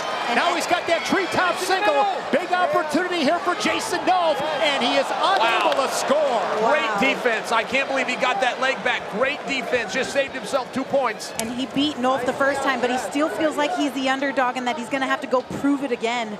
And Nolf said, hey, you beat me. There was no asterisk to that. But just so you know, I was training jiu-jitsu the whole time. I wasn't wrestling and competing as much as I am now. This is a different Jason Nolf. This is a different Jason Nolf. And these two also met at the Olympic trials back in April of 2021. Nolf with a 10-0 technical superiority. No score. As Wick is on the shot clock, he's got 20 seconds to score or Nolf will get a tally. And we haven't seen Nolf lose since that match. He's just been on fire here. Hands on, come on, make him work. Coming off that 8-5 decision over Christopher Minzo at RAF 9 in Dallas. And Ben Askren in the corner of Evan Wick. Jody Strickmatter and Olympic champion Jake Varner in the corner for Jason Nolf. And there is a point for Nolf as Wick unable to score. Late in this first period, middleweight championship match. Jason Nolf's been the busy guy, opening up his own wrestling academy. Single leg once again, going for the treetop. Look at this defense as he tosses him outside the circle, and they are going to give him 4. Okay. And it was confirmed 5-0 as he puts up a 4 spot inside the final 5 seconds. Guys, if you remember in RAF 1, there was a similar flurry, but Wick did not expose himself like he did just now. Well, very interesting position right there. I think we're going to see that on a replay. Very interesting position because he did not pursue him down to the mat, but that didn't change the fact that the opponent Wick went feet to back. I got to see that foot on the outside, though. Did he, yeah, can I get a better angle? Yes. Oh, he was inside the circle. Amazing. Well, this is an all or nothing. I just share for you. I mean, if Wick was to go down to his belly. Well, you got to know when to hold him and know when to fold him, right, Jill? I mean, he would have been much better served there. Obviously, easy for us to say, just giving up the 1. Sure. Generally, when you do talk about a feet to back, you talk about a feet to back takedown. That's not actually what the rule says. That was feet to back in an unusual way. We got 5-point lead here for Jason Nolf. Great start for Jason Nolf. Nice snap down for Evan Wick. Different story in comparison to the first time these guys met a year ago at RAF 1 when it was Wick leading 8-2. I hear you, but it's still just 1 score. It's 1 score here. I mean, this is still as tight as it gets, and this time Wick's in. He needs to follow it. Oh, the defense. That would have been huge for Evan Wick. We've seen both these guys in a couple of really good defensive positions. Forward, hands on. Nolf leading at 5-0. 1:10 in the second period. More forward. Mentioned Jason Nolf runs Nolf Wrestling Academy in Austin, Texas, and soon to be Fort Worth, Texas. What a great opportunity to learn from one of the best. And Jason Nolf, he is so creative. Forward, Evan, let's go. And congratulations to him. It's not easy to open up your own academy and then train full time and focus on yourself when you're trying to focus on all these new kids that you just put under your wing. Hey, Evan. Walk him down. Go walk him down. You hear Ben Askren with instructions from the corner to Evan Wick. He's telling him to walk him down. He's telling him to go get him. I've always been impressed with Nolf's run here in Real American Freestyle with his conditioning, because I've always questioned it. I've always thought, man, you know, he stepped away from wrestling, he's doing the jiu-jitsu. Nice. I think his conditioning's better, and I'm not certain how it got that way. I'm not certain how he can show up and defend himself for 6 hard minutes when he's not fully locked in. He's locked in right now. Boy, is he. Forward, you got to put hands on. Evan Wick is going to get a point. Now 5-1. And Jason Nolf, he did say that he's in better shape now than he was when he was competing for the Olympics. I thought those were just words, though. He actually looks like he's in better shape. I'm having a hard time figuring out how he's getting there. By the way, talk about foreshadowing. What's next for Jordan Burroughs? This outcome is also possible, by the way. Love to see those two go at it again. I've noticed nobody has called out Jordan Burroughs yet, but that might change. Let's give it a few minutes. Let's let it breathe. Like, you're right there, okay? Put the pressure on 2 minutes. Let's go. Here, Ben Askren saying you are right there. Put the pressure on him. And here's another look at that 4-point move. He treetops that single leg and then just launches him out of bounds. And then just hopes. He hopes he falls in that position, because if he fell on his belly, that is not a takedown. He It would have just been the push out. 1, yes. All right. Look, I know the score is not looking good for Team Wick right now, but to remind you, that's just 1 score if it's done the right way, unless Nolf gets this one.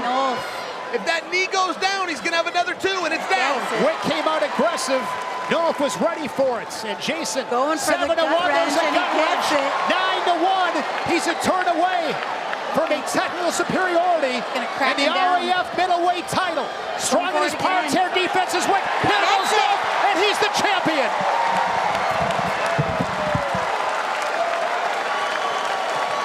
Might be the most active guy on the roster next to Arman Tsarukyan. Jason Nolf has now made it 5 straight in Real American Freestyle. 11-1 as he's rocking the gritty on the RAF mats. To Mackenzie Mitchell. The match is over with 1 minute and 34 seconds remaining in round number 3. Your winner by technical fall and new Real American Freestyle middleweight champion, Jason Nolf. Nick Hogan presenting the championship belts. Nick Hogan. To Jason Nolf, the new RAF middleweight champion. As he's flashing that belt to this crowd in Cleveland, he'll take that back to Texas.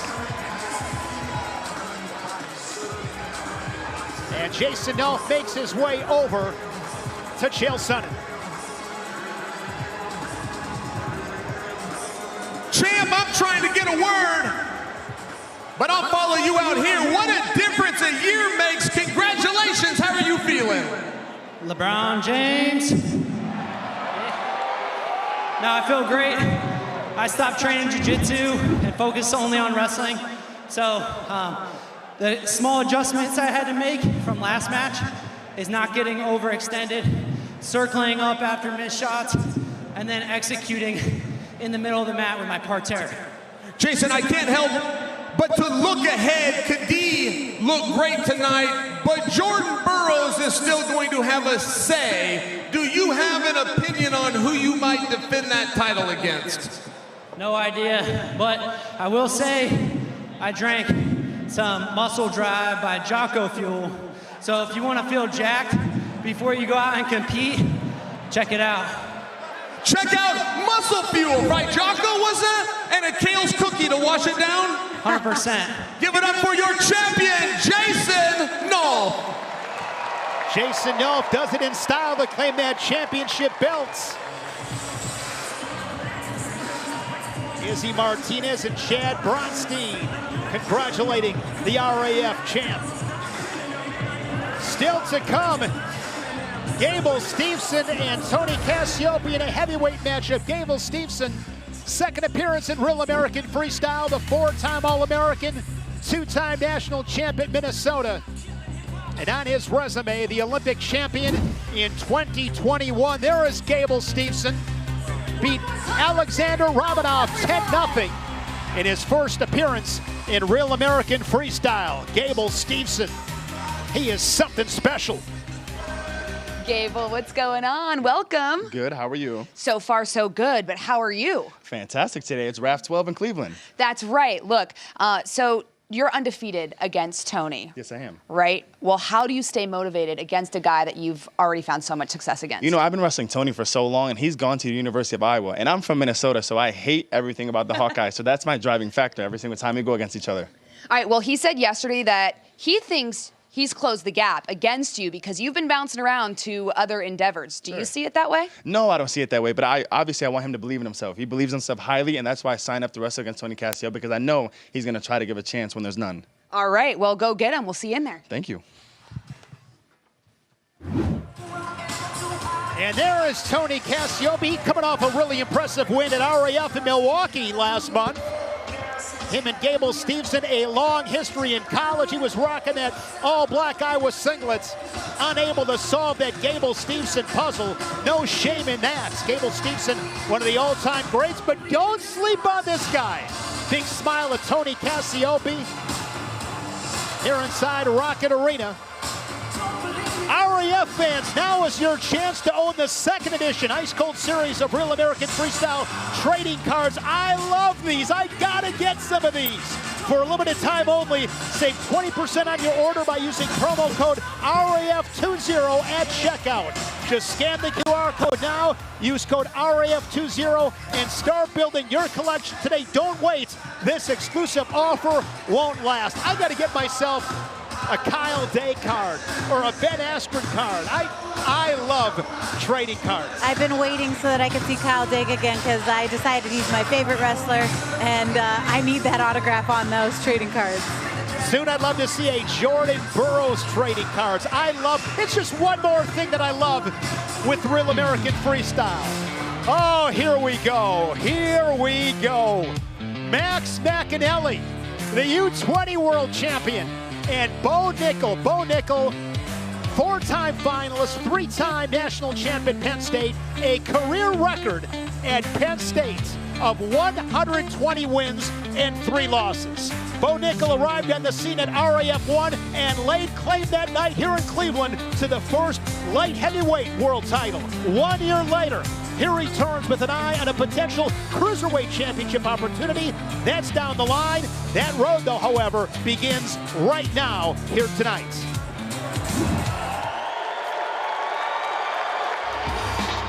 I would say I for sure crossed the line of confidence and arrogance. I do my best to always be humble and always understand that anything that I have right now can be taken away from me in a second. What has helped me to kind of combat that is focus on the work, focus on the effort every day to continue to get better and be the person that I think I am. People obviously have seen me win a lot at a lot of different levels, and I think that the assumption is that I'm talented or special in some way, but the reality is the reason that I've had the success that I've had is a lifetime of work, spending time on the wrestling mat, watching film, studying the sport, being a student of the game. This has been my life for 25 years. And so that's the reason I have success. If I've just dedicated myself to my craft, I continue to do that day in, day out. I know the sport of wrestling so well. It's been in my blood. It's been my whole life. When I finished college wrestling, I looked at the World Championships and Olympics, and that didn't really get me excited to compete. I want to compete in front of sold-out crowds. I want to compete in front of millions of people, audiences worldwide, and that's what RAF provides. I think Max is super tough. I think he's a good athlete. I feel like you can see the mentality in somebody when they're young, and they're just there to compete. I don't really think there's anything Max can do that's going to make me uncomfortable. I've been in every situation that I could be, and I'm always trying to continue to improve and get better. Cleveland is a really, really cool city for me. I won an NCAA championship here. I won an RAF championship here. And now I'm gonna win another amazing match with the 1 year anniversary of RAF here. I feel that energy. I feed off that energy, and Saturday night, it's gonna be fun. The following is scheduled for 3 periods. Is at a catch weight of 200 pounds. Introducing first, from Waconia, Minnesota, a junior world champion and the reigning NCAA champion for Minnesota, Max McAnally. 5 months ago, he won his first NCAA title right here in this arena in Cleveland. Now a two-time All-American, 49-4 the last 2 seasons in that Gopher singlets. Max McAnally, the 2025 Big Ten Freshman of the Year. And his opponent from State College, Pennsylvania, a 3-time NCAA Division I champion and the number 15 UFC middleweight contender in the world, Bo Nickal. One of the most exciting wrestlers of his generation, Bo Nickal, the 2019 Hodge Trophy winner, a U23 World Champ in 2019. Chael, how do you assess this showdown? This is the biggest stakes of the night. I truly feel that. You do not know what it means for Bo Nickal to be a surrogate coach and take on a competitive athlete. This match is brought to you by Lucy Breakers. Bite the capsule to unlock flavor that actually lasts. Lucy.co/RAF, code RAF for 20% off. Warning, this product contains nicotine. Nicotine is an addictive chemical. Here we go, McAnally and Nickal. Let me set the stage. When McAnally won his NCAA title, he beat Rocco Welch 2-1. Rocco Welch's mentor happens to be Bo Nickal. Bo Nickal saw that match and that night called out McAnally. I don't think that Bo knew McAnally was going to accept, but here we are. Max is getting all the love as he should. He's a stud, but did everybody forget that Bo beat Jacob Cardenas, an NCAA champion at 197 pounds? Max just won this year at 184 pounds, but everybody's forgetting about Bo's win over Jacob Cardenas. McAnally, 21 years old. Nickal, 30 years old, the 3-time Big Ten champ. No score, 35 seconds in. When I saw this matchup was announced, my heart rate went from 0 to 60 in 2.1. I mean, this is a big-time match. And it wasn't announced all that nicely, by the way. These two went at it on social media. They made this match. RAF was the last ones to the table. Bo picked a fight, and he picked it with a guy that turned out wanted to fight. McAnally on the shot clock. He's got 15 seconds. And Bo wanted it to happen here. He won his NCAA champion here. He won his RAF championship back here in Cleveland a year ago. He called for it. He got it. Final seconds on that shot clock, and Bo Nickal will get the first tally on the board. One thing about the veterans, if you will, the guys that used to wrestle, they go very defense heavy. They start to slow down, let the other guy come to him. That's something Nickal does not do. I do not put Nickal in the category of former wrestlers. I look at him as a very competitive, this is a guy that if he had Olympic dreams, can still make a very legitimate run. 2021 Olympic trials finalist fell to David Taylor. Final X in 2019, lost to Jaden Cox. He's always right there, near the top. Short time in this first period. Yeah, and he's challenging himself. I think that every man or woman believes that challenging yourself is what makes you feel alive. He wanted the tough up-and-coming dude. He wanted the young savage. And I think that challenge that he is asking for is being presented right here. Late shot there from McAnally. Boy, Bo did something that made McAnally very uncomfortable. That was a great shot, and McAnally just let it go. We're going to get back there. In the corner with Bo Nickal is Olympic champion Jake Varner, along with Anthony Cassar. Anthony Cassar, an NCAA title in 2019. He beat Gable Steveson at the Big Tens that year. Well, if you want to talk corners, look at McAnally's because the head coach showed up. Brandon Eggum is here for this one. Along with former Hawkeye great Michael Kemmerer on the coaching staff. Luke Becker's in that corner as well. The stakes. It's important. The stakes for an athlete with eligibility versus a coach of a different program, it is huge. And all the pressure sits on Bo Nickal. I got to give him a lot of respect for asking for this match. Good, keep clearing. Hand fight early, second period, collar ties. Both guys higher in their stances. Shot there from Nickal. McAnally circles back in. Nice shot from Max, defended from Nickal. Looks like McAnally's picked that pace up a little bit, and because of that, it's going to put Bo Nickal on the shot clock. Good optics. So Bo Nickal with 30 seconds, posting on that right shoulder of McAnally. Nice low single from McAnally. Looking to sit the corner. And he is going to get the points. He's got his first lead 2-1. Listen, we've had 3 good shots in this match, and they were all done by McAnally. The third time was a charm, but if he can keep this pace, if he can keep this, the best defense is a good offense. That was a slick shot. He timed it perfectly. McAnally about to get another point if Nickel doesn't score here. He's on the shot clock. So on that 30-second clock, McAnally going to score 3 points, and he's up by 2 inside of a minute second period.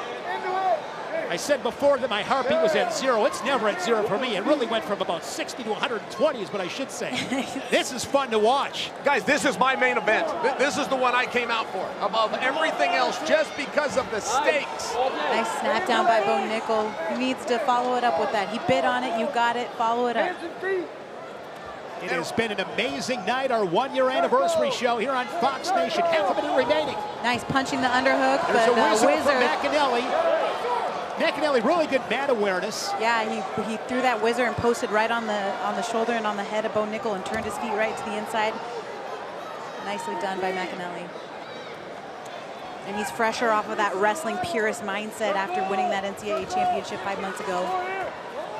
Nickel, of course, 9-1 inside the octagon, victorious at UFC Freedom 250. He's the 13th ranked middleweight in the UFC as the second period sees its conclusion. McAnally loves freestyle, very active. He represented the country last year, even brought a medal home. But his plan with Brandon Agam and the team in Minnesota was to take this summer off. They wanted to fully focus on collegiate until they got challenged by Bo Nickel. Watch this shot. McAnally gets down to the leg. That was the 3rd shot of the match, but the first one that he was able to convert to points.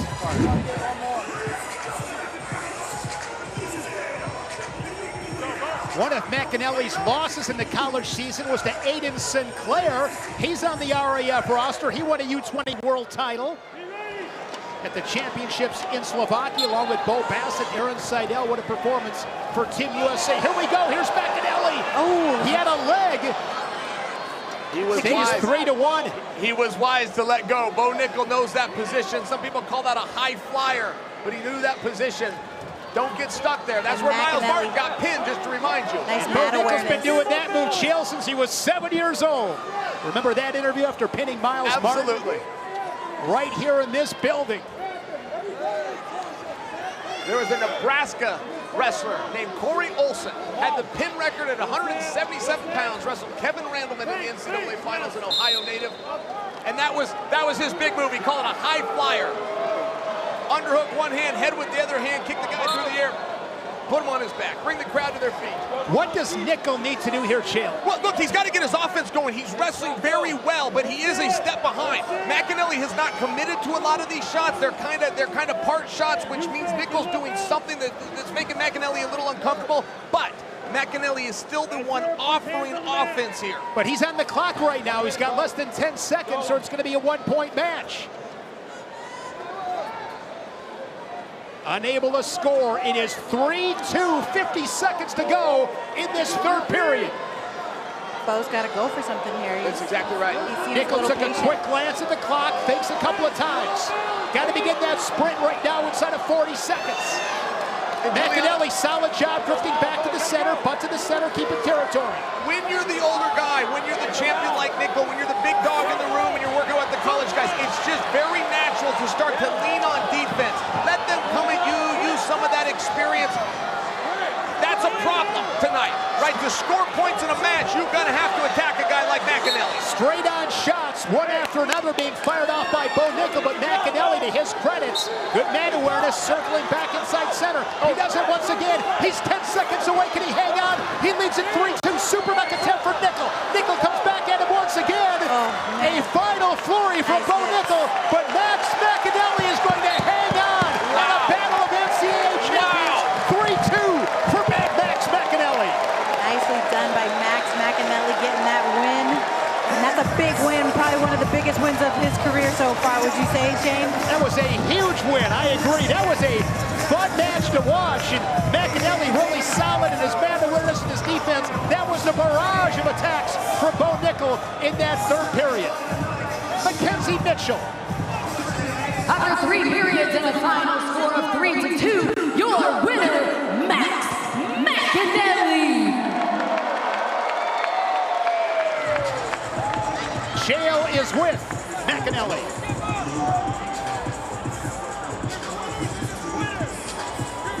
Max, the stakes for this match were huge. You had a surrogate coach of Penn State. You are a eligible wrestler. You're going to see each other with him on the sidelines. How great does this feel?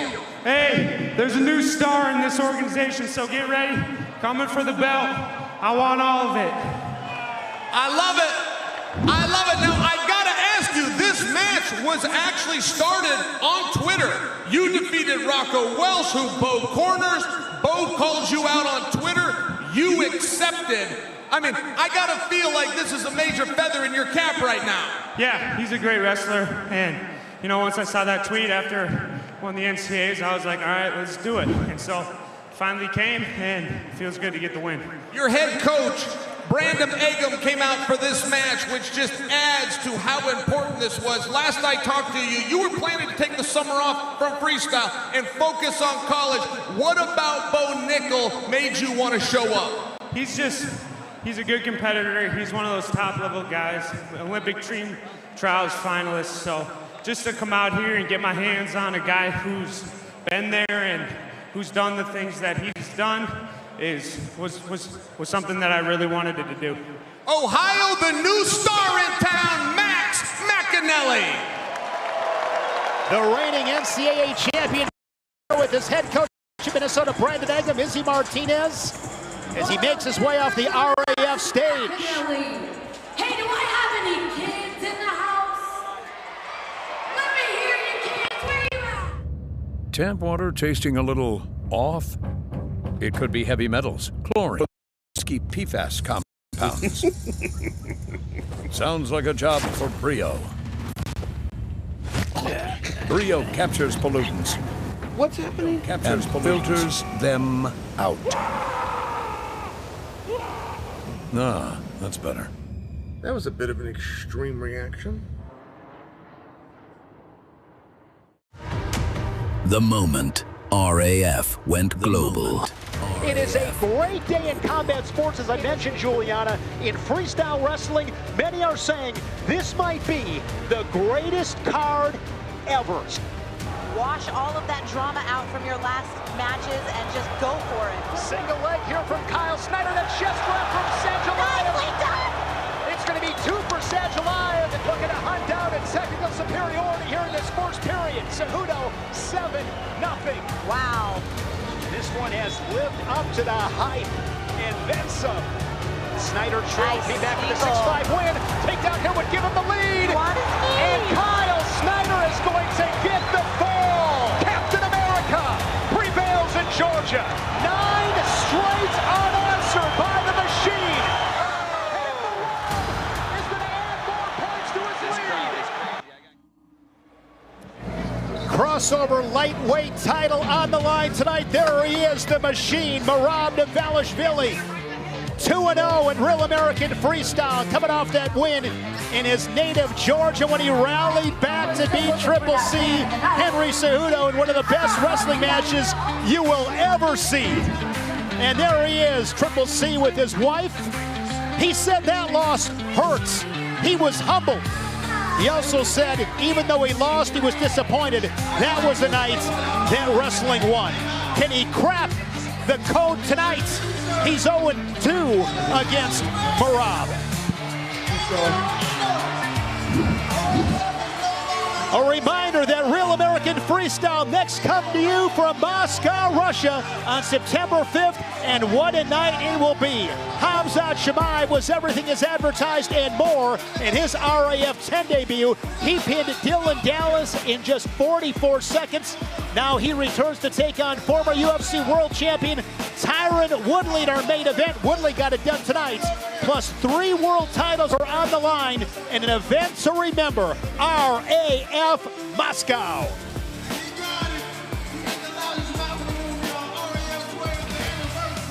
A packed house here in Cleveland. Next up, it is Kennedy Blades, the middleweight champion here in Real American Freestyle. She has been so dominant on the RAF stage. And Reese Laramendi. Kennedy Blades has arguably had the most dominant career in RAF history to date. unbeaten and unscored upon in her 3 matches. Blades has ended each match by tech fall and stands as the women's middleweight world champion here in RAF. So the first thoughts I had about RAF, I knew this was going to be something so special.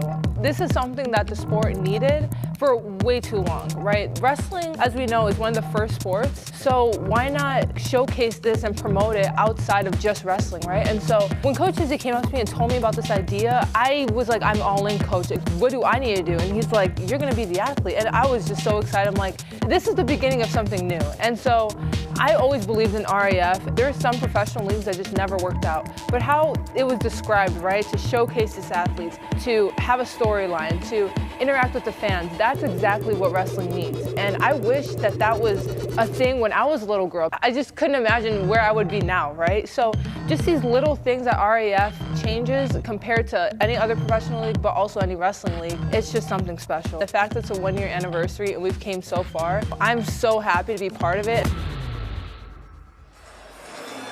The following is scheduled for 3 periods and at a catch weight of 150 pounds. Introducing first from Reno, Nevada, a 2024 NCAA champion and U23 World Team member, Reese Laramendi.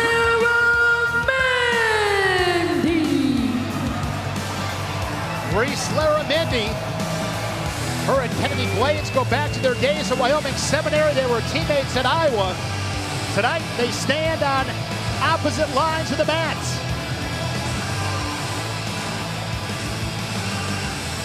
And her opponent from Chicago, Illinois, a U23 World Silver Medalist, a 2025 World Bronze Medalist, a 2024 Olympic Silver Medalist. She is the Real American Freestyle Women's Middleweight Champion,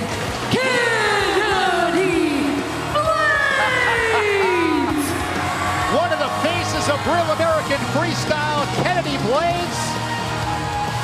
She has outscored her opponents, Jill, 82-0. She is unscored upon, and how about this? She just won another national title for the Hawkeyes, 19-0. She gave up 2 points all season long. Video game numbers, you can't make this stuff up, Jill. And she's just beautiful on top of that. Listen, she's got a task in front of her right now because this happens to be a friend of hers. This happens to be a training partner. They know each other well. Yeah, they do, and what an opportunity for Reese to be able to come into a match on 1 day's notice and compete for the title. I was speaking with Chuck Kearney earlier.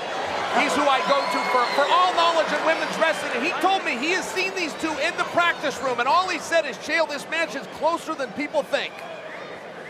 Laramendi won a UWW ranking series event in Hungary last month. Her only loss was to Bella Mir from North Central in an NCAA final. Laramendi was 36-1. She beat Mir at the national duels. This is a non-title match. And it's going to be more points for Kennedy Blades. Now 4-0. But smart wrestling by Laramendi. The way she bellied out there, she could have given up 4. She's bellying out. She's doing a great job in parterre, not even allowing Kennedy to get her hands locked, to get any motion started. You got 2 sides to wrestle, right? You got on your feet, you got on the ground. Laramendi's protecting herself on the ground. Kennedy Blades, 2025 World Bronze in Zagreb. She will wrestle at Final X against the aforementioned Bella Mir for that world team spot. They'll wrestle end of September at Final X. Down to 50 seconds. Couple of scores for Blades. She's up 4-0.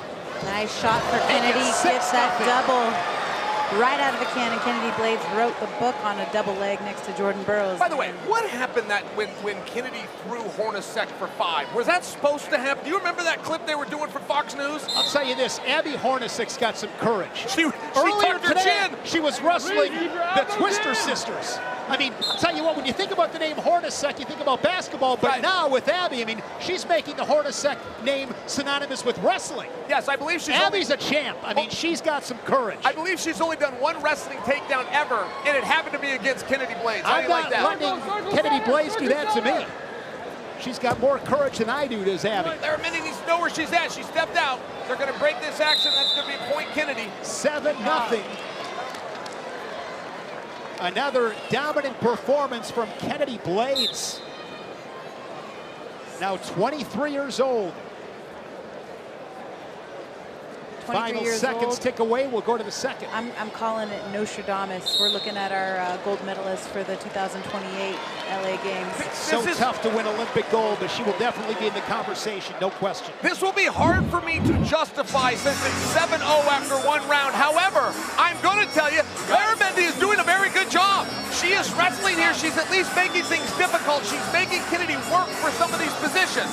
Better than some of the other opponents that we've seen Kennedy face at Real American Freestyle so far. Lara Mendy's a great ambassador for the sport. She wants to be a commentator. She's a very solid wrestler in her own right. As I mentioned before, she's a national champion. 3 times she's placed top 3 at the national tournament. Quick shot there. There's a chest grab there from Lara Mendy. The 4 is confirmed, and this one is over 11-0. And now Kennedy Blades, remaining undefeated in Real American Freestyle, the women's middleweight champion, has outscored her opponents 43-0. 43-0. Is that the most points? What's that? Is that the most points for a wrestler so far at Real American Freestyle? We got to ask Willie about that on the stats. Well, she's only wrestled 4 times. Oh, I think Armin has got the most points, but he's wrestled in more matches. Here's Mackenzie Mitchell. The match is over with 1 minute and 52 seconds remaining in round number 2. Your winner by technical fall, the Real American Freestyle Women's Middleweight Champion, Kennedy Blades. Kennedy Blades gets her arm raised with the victory as she will make her way over to jail.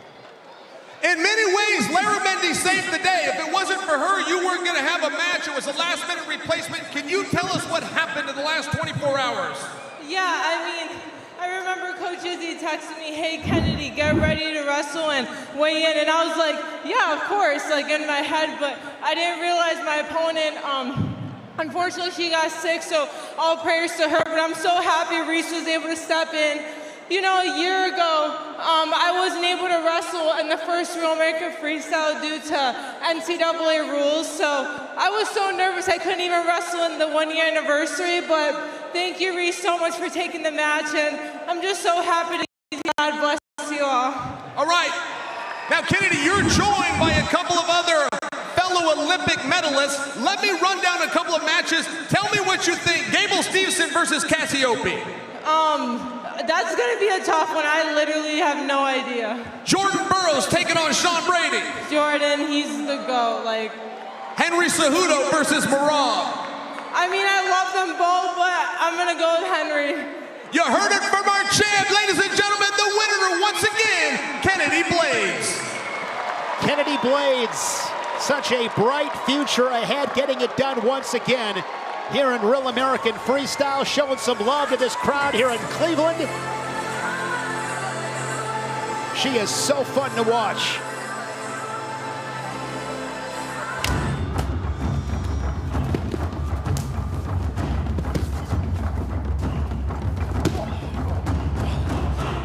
Water break.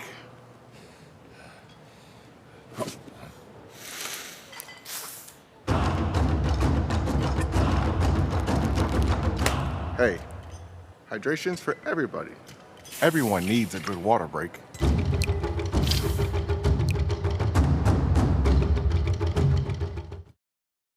The moment RAF witnessed the impossible. Ben, 1 year ago, I get a text message. It says, did you hear about aspirin? So I only dived 4 times, or the ticker stopped for about 20 seconds. That was a year ago. Now you are going to compete with a world champion. This is really happening.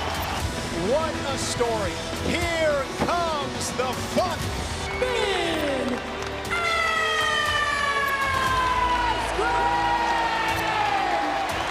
I went through the hardest shit in the last year. It was tough. There was times I couldn't feed myself. I couldn't stand up. I couldn't go to the bathroom. And every single day I woke up and I thank God for the chance to do it just one more time. As this crowd comes to their feet, Muhammad raises the hand of the Olympian, one of the all-time greats. I'm going to make the most of this day. I'm going to treat people well. I'm going to work my ass off, and I'm going to try to make a difference in the world. I love you guys.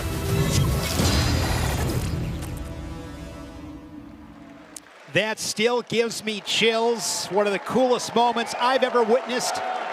A year removed from double lung transplant surgery. Ben Askren competing last month in Milwaukee, and he is with Abby. Yeah, that's right, Shane. I mean, Ben, you watch that, you're still getting standing ovations. We witnessed such a spectacular moment in Milwaukee. Now that you've had time to reflect on that, what is going through your mind? Man, that's it's so hard to watch, you know. And the reflection I had was in that very first video I made for Instagram when I had that thing sticking out of my neck, right there. I said one of the things that was most impactful was the support I felt from the community and everyone, and I still feel it, and it's really freaking amazing. Yeah, well, you talk about that impact the sport has had on you. When you put your shoes on the mat, oh my God, that's enough to give anyone chills. Yeah. What was that moment? What did that mean to you? I mean, the sport's done everything to me. Like, I don't know life without wrestling, and I know most of the good things I have in life are from wrestling. Why do you make me cry again? So, I'm just so grateful for the opportunity for wrestling, and for the life I get to live. I'm really grateful. Yeah, well, you talk a lot about, you know, gaining greater faith and greater empathy and humility. How is the Ben Askren that's standing in front of us today different than that guy that was in the hospital? Yeah, I mean, I like the last version of myself, but just the notion of taking every day, appreciating it, having a lot of gratitude for everything, because you don't know when it's going to be gone. I mean, I was having a great day, and I went to the hospital, and I was asleep for 40 days. Like, you don't know life's going to be over. It's so short. Be thankful for all the good things you have, and show the appreciation of the people around you. Absolutely. You know, you've had such an influence on so many people, young kids, adults, literally everyone, and you're not done with wrestling. You're still involved with Undiscovered. Can you tell me a little bit about that? Well, I'm never done with wrestling. Till the day I die, I'll be coaching wrestling in some way, shape, or form. I got to take part in the filming of Undiscovered. It was a lot of fun. You had 12 hungry young competitors who want their shot up here on the RAF stage. I think that's going to be a really fun kickoff to Undiscovered, and hopefully we keep it going. Very quickly, last question I have for you, Ben. What message would you have to those kids or maybe adults who are wrestling today and want to have as prolific career as you, which is very hard to do because you've had quite the career? I mean, the first thing I ever thought is, I got to work really hard at this to achieve the things I want. And I remember being a little kid looking up to first the kids in the high school state finals, then the guys at the NCAAs, then the Olympics, and saying, I got a lot of work ahead of me. So I'd say you're going to take some ass whippings, be okay with it, show up every day ready to work hard. Amen. Well, you're the best. God bless you, Ben. Thank you so much. Shane, I mean, such an awesome experience. Always spending time with Ben. Gets better and better every time. Absolutely. Continues to inspire us all. Great perspective. And continues to leave his mark on our great sport. Undiscovered. Another super cool thing with Real American Freestyle. The search for the next RAF superstar. Streaming exclusively right here on Fox Nation, September 18th, 2026.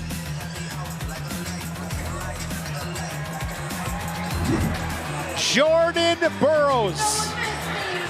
Many would say the GOAT, definitely in the conversation. Olympic champion, 6-time world champion, making his RAF debut.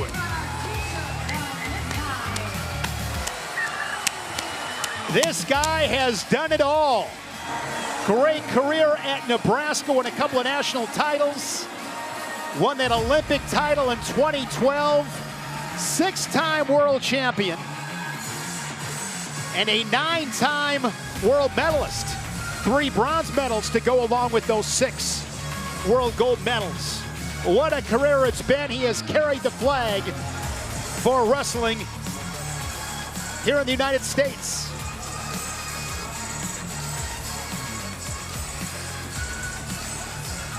Next matchup at heavyweights with Tony Cassiope and Gable Steveson.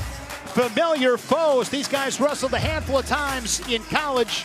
All those matches won by Stevenson, but another opportunity tonight for Tony Cassioppi. 2020 U.S. Olympic gold medalist Gable Stevenson made his much heralded RAF debut in May with a 10-fall shutout. That was over Alexander Romanov. Tonight he returns to square off against Tony Cassioppi, a 4-time All-American at Iowa, who is coming off his first RAF win. Everyone knows the name. Olympic gold. NCAA champion. One of the most accomplished wrestlers of his generation. Gable Stevenson has built a resume few could match. Gable, when you walk into a match, yes, and everybody expects you to win, is that pressure or is that power? That's power. This guy has done so many things in such a short lifetime. It's incredible. But every great favorite needs something. A challenger worthy of the moment. Gable Stevenson, obviously, accomplished wrestler. I'm ready to go. I've been training hard, ready to take him out. A 4-time NCAA All-American. Anthony Cassioppi isn't chasing Gable's legacy, he's building his own. When I look across the mat at Gable Stevenson, I see a big opportunity. Cassioppi has shared the mat with Gable before. He knows exactly what awaits I him. think now I have a lot better perspective on things I need to do to win the match. I got a new approach. I think Anthony is a dangerous wrestler overall. Always wants to go out there and brawl and battle. I've been putting myself in the position to make it go my way. For years, he stood in the shadows of champions. Now, he walks into the light of his own opportunity. Most see the favorite. The other arrives with something just as dangerous. Belief. My arm gets raised at RAF 12, nothing changes. I expect to win. Tonight, reputations don't wrestle, athletes do. And if Anthony Cassioppi can change the ending, he won't just shock the wrestling world. He'll become part of Gable Stevenson's story forever.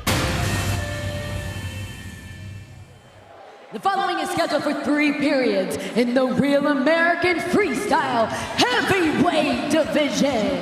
Introducing first from Roscoe, Illinois, a U23 World Champion and 4-time All-American at Iowa, Tony Cassioppi. I'm not sure there's anybody in Real American Freestyle that has wrestled the Goliaths like Anthony Cassioppi. Coming off a win over Mustafa Elders, a 2024 Olympian. He beat him in Milwaukee 6-2. That following losses to the Olympic champion Ahmed Tazudinov and Shamil Sharipov. And another Goliath tonight stands across the way in Gable Stevenson. And his opponent from Minneapolis, Minnesota, a 2-time Dan Hodge Trophy winner, a 2-time NCAA champion, and a 2020 Olympic gold medalist, Gable Stevenson. The 2021 Olympic champion in Tokyo, Shale McKenzie said he's from Minneapolis, Minnesota. But I will go back to saying Gable Stevenson, parts unknown. I love it. Hey, he'll like that even more. And by the way, the size discrepancy that has been advertised is not quite as accurate. These guys are only separated by 15 pounds. Gable Stevenson has trimmed up in his MMA career, Spark. Stevenson weighed in today at 243, Cassioppi at 226, so Gable still with some size. Now 4-0 in the cage. He'll be back in the octagon next month, coming off that first round knockout of Elisha Ellison, July 11th in Vegas. Here we go, Cassioppi and Stevenson again. Another chapter in this rivalry. So I get a text message last night. It's Gable Stevenson on a new phone. He's got to talk to me. So I set some time aside. I call him. We get about 3 minutes into the call. He's telling me about the history between him and Cassioppi. Dates back to the cadets. Goes through Greco freestyle, collegiate. Turns out I was being catfished. It wasn't Gable Stevenson, but the guy's information was correct. They have wrestled all the way back in age group wrestling, and now here they are on the biggest stage, Real American Freestyle. They are both 26 years old. What excites you, Juliana? You know, I just think that they're not your grandpa's heavyweights. They move like cats. They're agile. They're fast. They got it all. They really do have it all. They got the gut wrenches. They got the single legs. They got the double legs. They are agile. They're quick. And I think that the most exciting thing for me is when I saw Cassiope against Cejudo, I think he was able to rise above himself and show a bit of himself that we weren't expecting. And I'm hoping to see that tonight against Gable Stevenson because he's dropped 4 losses to Gable. And I'd like to see him close that gap and be able to show a little bit more of what he's capable of doing against a guy like Gable. He is on the shot clock. He's got 20 seconds to score. You heard Cassiope saying he's got a new perspective, a new approach with the maturity on the mats. Good. There you go. I got to tell you, I don't hold any of Cassiope's losses here in Real American Freestyle against him. They were all weird matches. There was a weird position, or he'd get caught in some kind of an entanglement. It was one of these things where this is a very fresh start with a common opponent. And Cassiope was trying to say, listen, I've been more active than you, Gable. I've been, you know, competing and wrestling a lot more. And Gable said, listen, I was able to step on the mat in 2023 at the U.S. Open, and he teched everyone in that tournament. And he can step on the mat at any time, at any point, and still be dominant. And that's what he wants to show here tonight. Cassiope, an assistant coach under Chris Bono at the University of Wisconsin. Yeah, last couple of years, Gable Stevenson's been in the WWE, was in the Buffalo Bills training camp.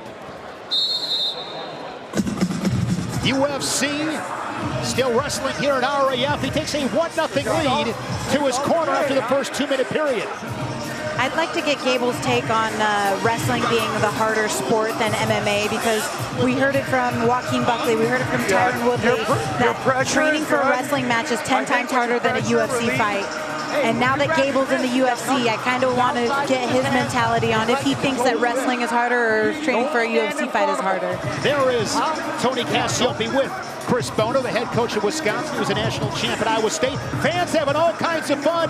This one has not disappointed, our 1-year anniversary show. RAF 12 here in Cleveland. Second period. Look at Gable, though. He's holding his ground. I mean, he's standing his ground and coming forward. There is nothing about Gable that makes me think a former wrestler. Do you think it's harder to train for an MMA fight than a wrestling match, Joe? No, I find wrestling to be more difficult. In MMA, the guy is trying to damage you. In wrestling, there's places to stall. I will admit that. But as far as just the cardio, as far as the position, being 250 pounds, having to bend your knees, maintain that position, wrestling is still the most difficult thing I've ever done. And I do think that it's nice that these guys get to wrestle and then go into their matches. I think it gets them in shape. It keeps them active. I think it's a great thing for them to be able to do both sports. Well, and we've got so many people that are likely to be future champions. I mean, whether we want to go to Chimaev, who we're going to see in Moscow, Gable right now, Sean Brady, who's later tonight. The UFC is being represented tonight. Bo Nickel, if you will. The UFC is greatly on display in front of us tonight. And now Gable is on the shot clock. Cassiope's done a really solid job slowing Gable Stevenson down. That is no easy task against that machine. And he said that he wanted to show what he's gained in the years since they've competed last. But that's what Gable Stevenson's able to do. He can just flip that switch shell. He just bullied him with an underhook, took him out of bounds, and gets the point. Well, and that's what active wrestlers do. That's what you would not expect an MMA guy to do. He knew right where he was, punched an underhook, drove him out of bounds while maintaining position. He's going to back him out one more time. Just get the one. Very smart. Smart, safe wrestling, which at heavyweight is more important than any other weight class. 3-0. But when he got that step out, he was on the shot clock, and obviously that erased that shot clock. So that's the advantage there when you're on that clock if you can score. And that's what Stevenson was able to do. 3-0, short time, 20 ticks in the second period. Can I give you my hot take? I think Cassiope can turn him. Now, he's got to get on top to find that out. I think Cassiope can turn him. Before he can turn him, I would like to see him attempt a shot, something. You got to put your head down and just drive. You might drive and shoot 12 times, and you might get only 3 of them, but you got to at least try an attempt. I have never seen anything quite like Gable Stevenson. 3-0 after 2. Brandon Eggum, Luke Becker, and Trevor Brandvold in the corner for Gable Stevenson. Yeah. Couple of Minnesota national champs on display tonight in McAnally, and now Gable Stevenson. Look at that underhook. He just what he's looking for. Doesn't Flips matter a how switch, much, brings that power. Here's a single leg. You keep your head in there like you're doing. Walks Cassiope to the boundary and adds to his lead. Knows where he's at, though. It's one of those things, you can't push all your weight. You can't give up. We've seen that in other positions tonight. The David Carr match, for example. You've got to really know where you're at in those leverage positions. A great job by Gable Steveson. Slap of the hands, and here we go, period 3.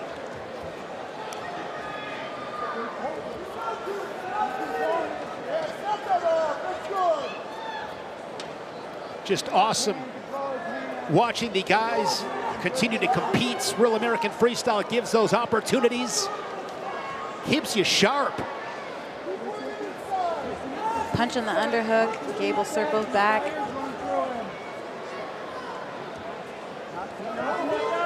Gable up 3-0. Cassiope has got to go to him. One thing about Gable is no opponent has ever been able to make conditioning a weapon against him. Eye poke.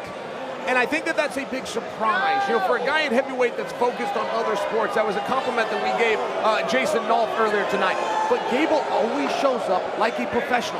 He never backs down. We don't get 5 minutes in and all of a sudden he's done wrestling. How slick was that? Lightning quick with that leg attack. Take his time right now. Got a lot of real estate inside. Let's see if he finishes it.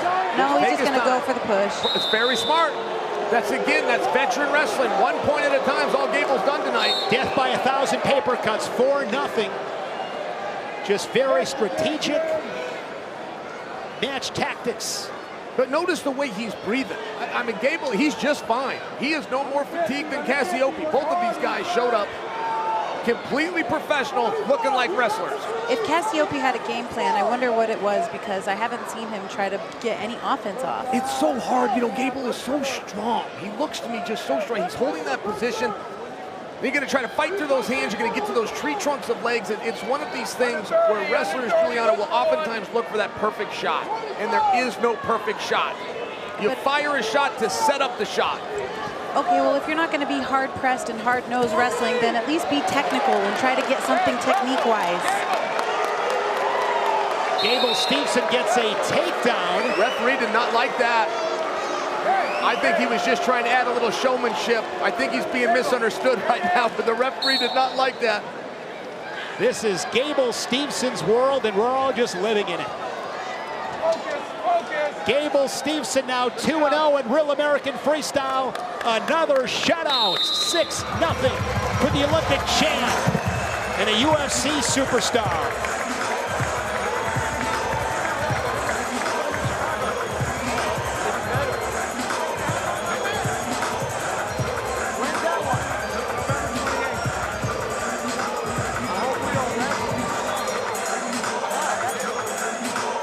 After 3 periods and a final score of 6-0, your winner, Gable Steveson.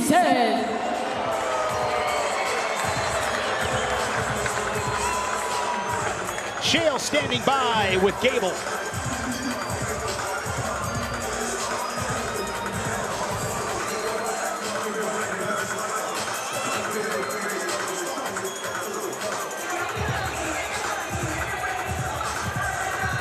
It has been asked, is there anything Gable Steveson can't do? To this point, when I'm forced to answer the question, I gotta say no. You appear to be able to do it all. Yeah, you know, it's just one day at a time. I know a lot of people with the step up in competition of Coach Tony Cassiope thought I wasn't gonna prevail. But here we are, and I thank everybody for the support. Gable, one thing that I had to notice, not only was your agility and your positioning, but your conditioning. For a guy that isn't fully focused on wrestling, you never appear to get tired. Man, it was honestly better than Bo Nichols. And it was just an honor to have my coaches, to have my people continue the success for me. The Olympic champion, the national champion, undefeated in Real American Freestyle, Gable Steveson. Gable Steveson, all that power, victorious here in Cleveland at our 1-year anniversary show. Gonna take off his shirt, give it to a young fan. How cool is that? Trevor Brandvold, one of his coaches. The fans love themselves some Gable Steveson.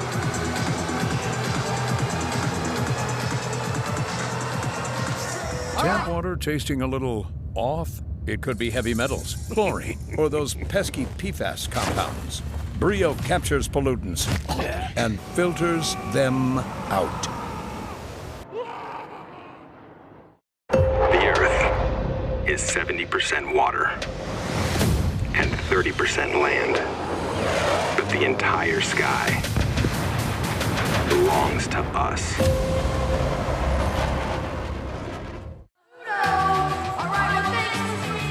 Inside Rocket Arena, RAF 12.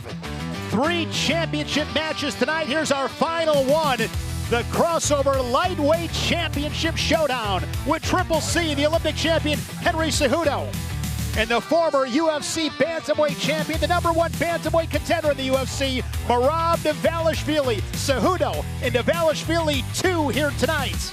And Merab is with Abby Hornacek. All right, Merab, you've got a big rematch against Henry tonight. The first time you guys wrestled, you had to rally back from an 8-0 deficit. What are you going to do tonight to make sure that he doesn't get that kind of start again? I think, I have to be smart from beginning and not give him a lot of points. I have to be very smart beginning. And eventually, I will make him tired, but he's way better wrestler than me. He has a lot of experience. So, and I can't make mistake against him. You know, this time he will be much prepared. He knows my style, and his style always been good. So why did you say yes to this rematch? Because a lot of people might think you have more to lose since you did beat him already once. Absolutely right. I do have him. I was thinking other day actually why I'm doing this, but because I like challenges, you know. And I love RAF, and I love competing, and I like to stay busy, and I'm grateful to be here. All right. Well, good luck out there. We appreciate it. Thank you so much. Henry Cejudo was up 8-0 late in the first. Merab came back to knock off the Olympic champion. Henry Cejudo said he was frustrated. He said, that match hurts. It humbled me. He is 0-2. Can he crack the Merab code here tonight in Cleveland? We will end the night with that amazing matchup in the second of our 2 main events. Our first main event, Jordan Burroughs and Sean Brady, a 10-time Olympic and world medalist. We haven't seen Jordan Burroughs in almost 2 years.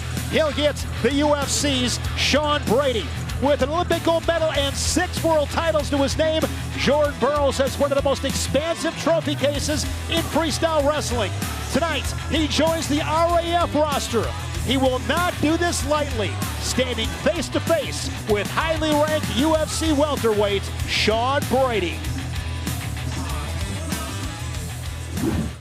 Jordan Burroughs, welcome to Real American Freestyle. How you feeling? I feel great. Good, good. I'm happy to be here. Good, good. It's been a long time coming. It's the 1-year anniversary of Real American Freestyle. That's right. It's been nearly 2 years since you've competed. I have to ask the question that everyone is asking, why now? I miss wrestling. I think it's really that simple. When you are on the edge of retirement, you start to recognize that there's still some gas left in the tank. You said on social media that your match tonight, you're not fighting for relevancy. You're not fighting for money. Instead, you're fighting for a challenge. What is it about Sean Brady that he brings to the mat, or a skill or a test for you that will happen tonight at RAF Cleveland? All the things. He's younger, he's bigger, he's stronger, he is in his prime, right? He's got a competition coming up very shortly, and he's hungry. The odds are definitely stacked against me, but I love a challenge, and like I said, it's why wouldn't I take an opportunity like this to wrestle one of the best to ever do it? Whether I win or lose, I'm still winning out of this whole thing. You have a big UFC fight coming up November 7th. Has any of this training for RAF gone hand in hand with your UFC training? Yeah, I'm a grappler. It's not straight wrestling, but I am a grappler. I'm always trying to get somebody down when I'm fighting them, and this is just crossed right over into that. What does it mean to you to be on the 1-year anniversary card of RAF? We've seen the growth of RAF as a whole. What does it mean to you and the significance of being on this card tonight? It's an honor. Being with Jordan and all these other amazing athletes that are on here that are not fighters, they're wrestlers, just to be a part of this and be the co-main event, it's massive. Well, Sean, thank you so much. Thank you. you. Good luck tonight. Appreciate it.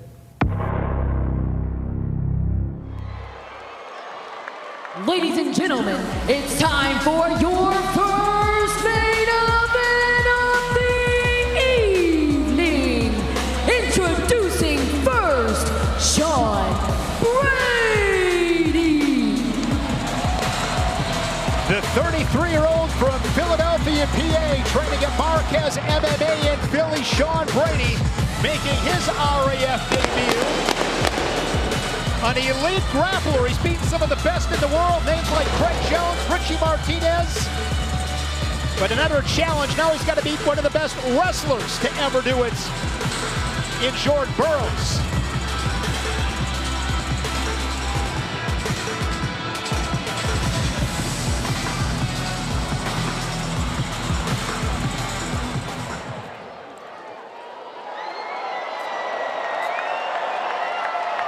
And please welcome his opponent, Jordan Burroughs.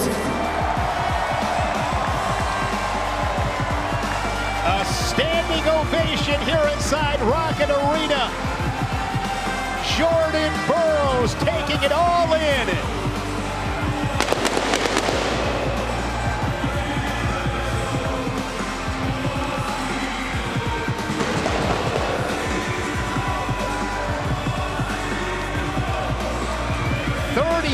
Years young,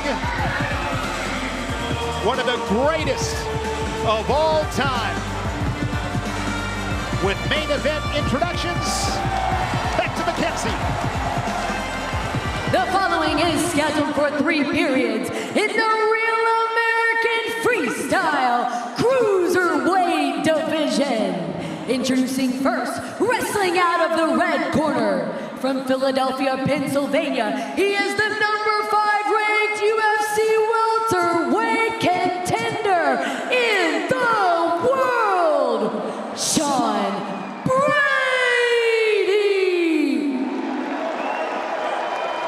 And his opponent, wrestling out of the blue corner, from Morristown, New Jersey, a 10-time Olympic and world medalist, a 6-time world champion, and a 2012 Olympic champion, Jordan Burroughs.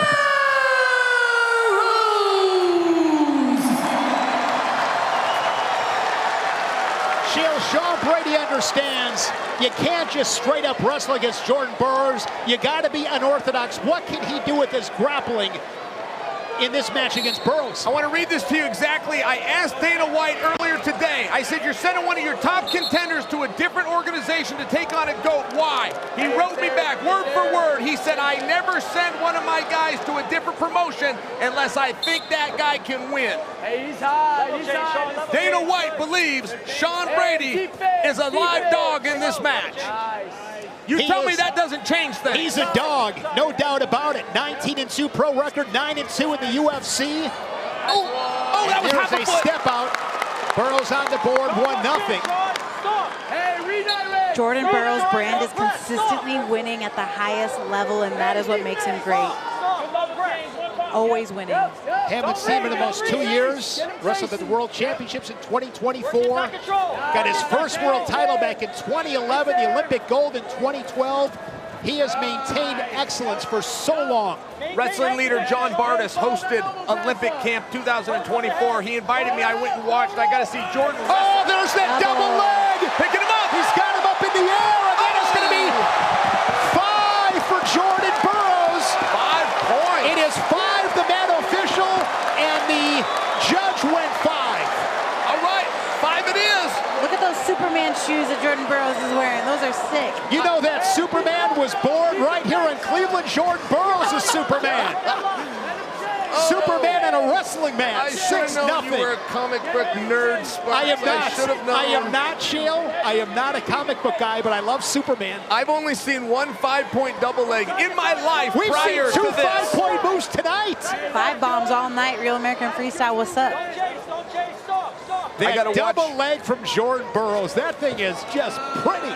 I got to watch Jordan wrestle live with guys like Kyle Schneider, with guys like Jake Varner, just matchups that you never think that you would see. And I will tell you, I never fully understood from a technical standpoint how advanced he is until I got to see him in those workouts. He understands wrestling. It's not just athleticism with JB. And David Carr was training with him leading up to his match tonight, and he said he feels like steel but moves like a cat.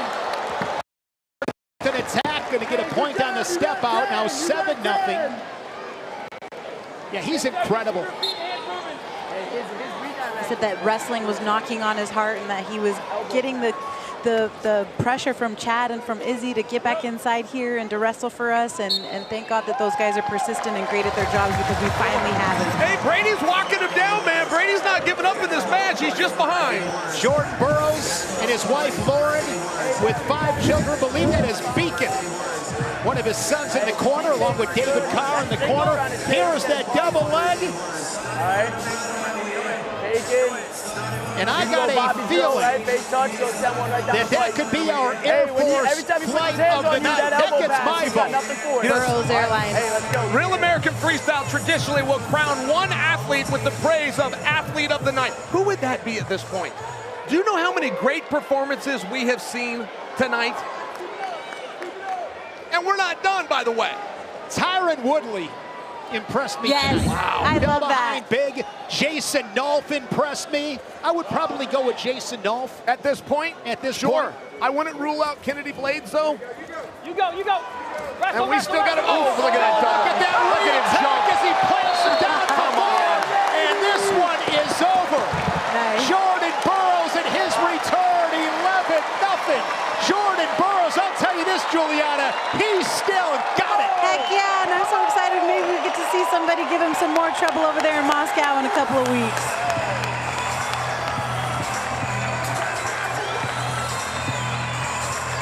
A triumphant return for Jordan Burroughs.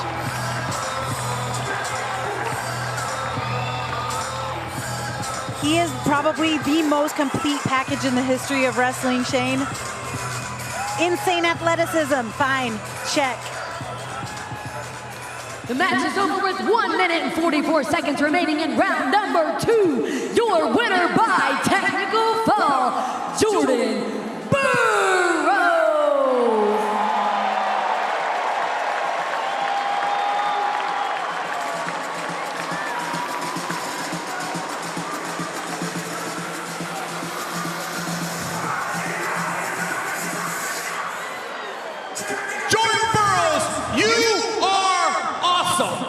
Thank you. I appreciate that, Joe. Thank you. Now, you just took on Sean Brady. Real American Freestyle made that match, but I'm told behind the scenes you were willing to take on anybody. What does your contract look like? I understand you have a 3-match deal. Yeah, I'm going to Moscow September 5th, so that'll be match number 2. Coming up very quickly. But then I'm open for a 3rd match. All right, now, Jordan, you were very complimentary of your opponent. You talked about he was in his prime and he's active. Were you being humble? Do you really not know how great you are? Thank you. You know, I'm extremely blessed. I'm thankful that Sean Brady even took he had the courage and the bravery to come out here and take a chance, especially this deep into his career. I'm blessed. Thank you. Now, you are one of the great advocates and one of the great faces ever for wrestling, but wrestling, in just a moment, is about to be challenged. We have an Olympic champion that fell to a guy from a different sport. Is Henry Cejudo going to get this back? I believe so. I'm highly confident in Henry Cejudo. He's an Olympic champion. It's in there. He's one of the greatest combat sports athletes of all time, if not the greatest. I think he'll get it done.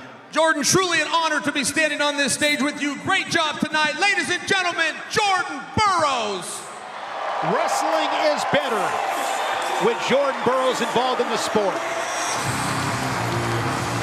All he sees is gold. September will be a big month on the RAF schedule. First, we travel to Moscow, Russia on September 5th, where 3 world titles and a huge main event between Khamzat Chimaev and Tyrone Woodley are on tap. Then, on September 19th, RAF takes over Miami with 2 more world titles on the line as Colby Chaos Covington and Wyatt Hendrickson put their respective belts on the line. RAF is offering a one-time buy one, get one ticket offer. Take advantage of this. Scan that QR code. This ends on October 24th. Act now. Question for you. Do you have enough energy for your main event? Our second main event, Henry Cejudo and Merab Dvalishvili. They met 6 weeks ago in Tbilisi, Georgia. Merab was down 8-0 and came back and got the W. He has beaten Cejudo in the octagon. He has beaten Cejudo on the RAF mat. Can he do it again as they compete? They clash for the 3rd time in their impressive careers. Henry, RAF Georgia, you're up 8-0. What happened? I'm serious. I don't know. I don't know how to answer that. I have never heard energy, intensity like what we are experiencing right now here in Tbilisi. I heard the crowd and they was going crazy. That war was out of freaking control. I wasn't just wrestling Merab, I was wrestling the Georgian people. And Cejudo strikes first, he put the 2-0 lead. And when he got me takedown, that I understand, but after how he rolled me left side and right side, I was shocked. I had the ability to really go for that last turn, and I should have went for it. It was almost over. Yeah, anytime you're up 8-0, you know, you should be going for the kill. And particularly if you're in really, really good shape. I always fight until end. Single leg from Merab. It's now a 5-point match. He's got the takedown. It is 8-5. It is definite. Luckily, I was able to do my takedowns. That's how I win the fight. I am like so pissed off that they hadn't even seen the match. Once down 8-0. Was nearly teched in that first period. I got to give it to Merab because that dude is a machine. Can you believe it? Merab and that's the Dvalishvili. Knocks off Cejudo again.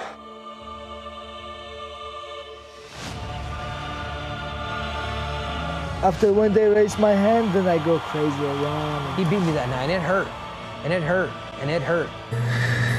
But it is what it is. What this match teach me is I have to just always work and find a way to win. It humbled me. And that's the beauty about wrestling. It doesn't matter how good you are, despite what you've done, the sport will humble anybody. Even though I lost that match, I felt like wrestling won.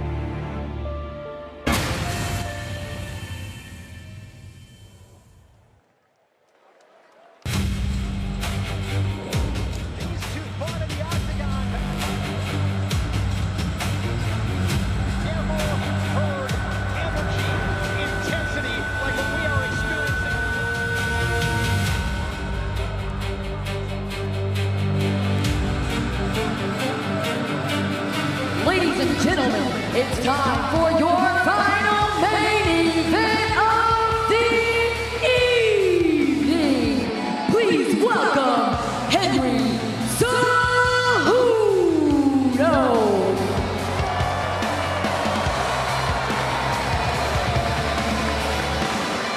Triple C, one of the greatest combat athletes of all time, the former UFC flyweight and bantamweight champion of the world, the 4th fighter to hold 2 belts simultaneously in the UFC. Won that Olympic title in 2008 at just 21 years old.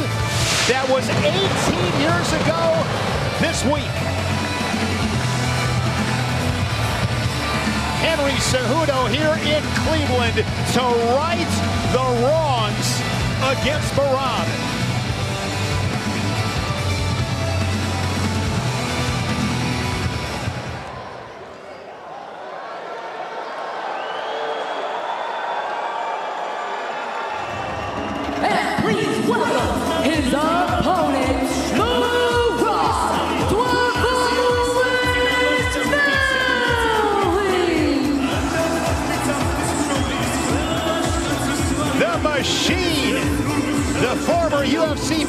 heavyweight champion, the #1 bantamweight contender in the UFC. Him and Peter Yan, the trilogy fight coming up this October. But tonight, he has Henry Cejudo in his sights. Can he do it again? The 35-year-old. The first Georgian-born champion in UFC history.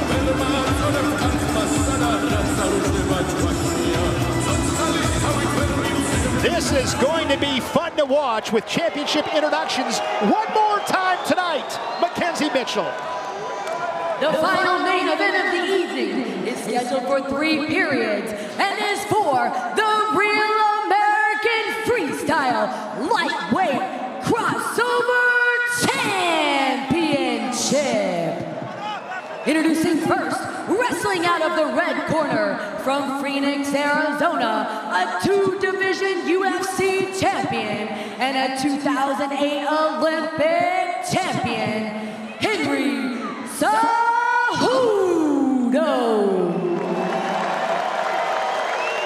And his opponent, wrestling out of the blue corner from Tbilisi, Georgia, a former UFC bantamweight champion and the current #1 ranked UFC bantam contender in the world, Merab Dvalishvili.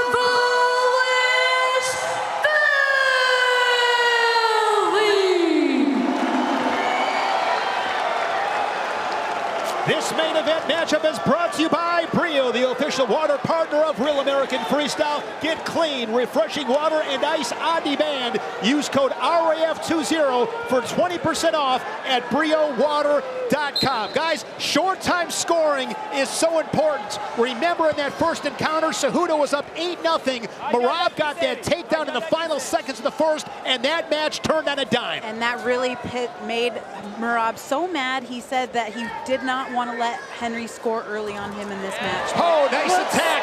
But it looks like that might be the case again, as Henry flips him over here. Holy cow! Chair. Yeah, Merab better move. He better move. You said it. Henry Cejudo's got Merab on his back. He got him. He got him. He gets the fall. Wrestling wins. Now tonight, wrestling wins. I did not agree with Henry's previous statement. I thought wrestling was on the hot seat. Tonight, wrestling wins. Cejudo has finally cracked the Merab code. There's a smile from Merab.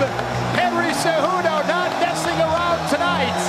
And Henry Cejudo is your RAF crossover lightweight champion. Gets the 4-point throw, and he's got that right arm trapped. His adjustments gets perpendicular and squeezes the Georgian to the RAF mat and gets the fall and the title. Mackenzie Mitchell.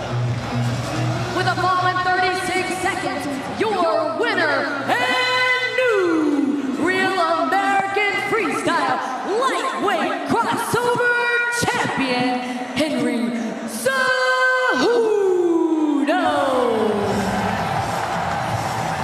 Henry Cejudo presented the championship belt by Nick Hogan, I believe. I'd have to look at the record book, but I believe that might have been the fastest fall in Real American Freestyle history. As Henry Cejudo running around the mat, he'll make his way to Chael Sonnen. There with Chad Bronstein, Izzy Martinez. All right, before Merab leaves, hold on a second. Now, Merab, I want you right now. You took a risk tonight that you did not have to take. You guys are now one apiece. Is this settled, or will you pursue match number 3? Absolutely. I like challenges. That's why I take this fight. Henry Cejudo was who called me out, and I said yes. Even I have a fight coming up, but no excuse. He's the Olympic champion for a reason. He beat me today, and let's go for trilogy pro wrestling. Now tell me about that exchange. He was in on a single, you were defending it, you got tipped to your back. I mean, in wrestling, there are times you get caught. It looked like tonight you just got caught. Yeah, it's our wrestling, and if we go 10 times, we'll be 10 different results at like points, you know? It's not like a fight. Fight, I'm the king. But in wrestling, today he's the king. Merab, we could not be here without you. Thank you for your participation. Merab Dvalishvili, and now,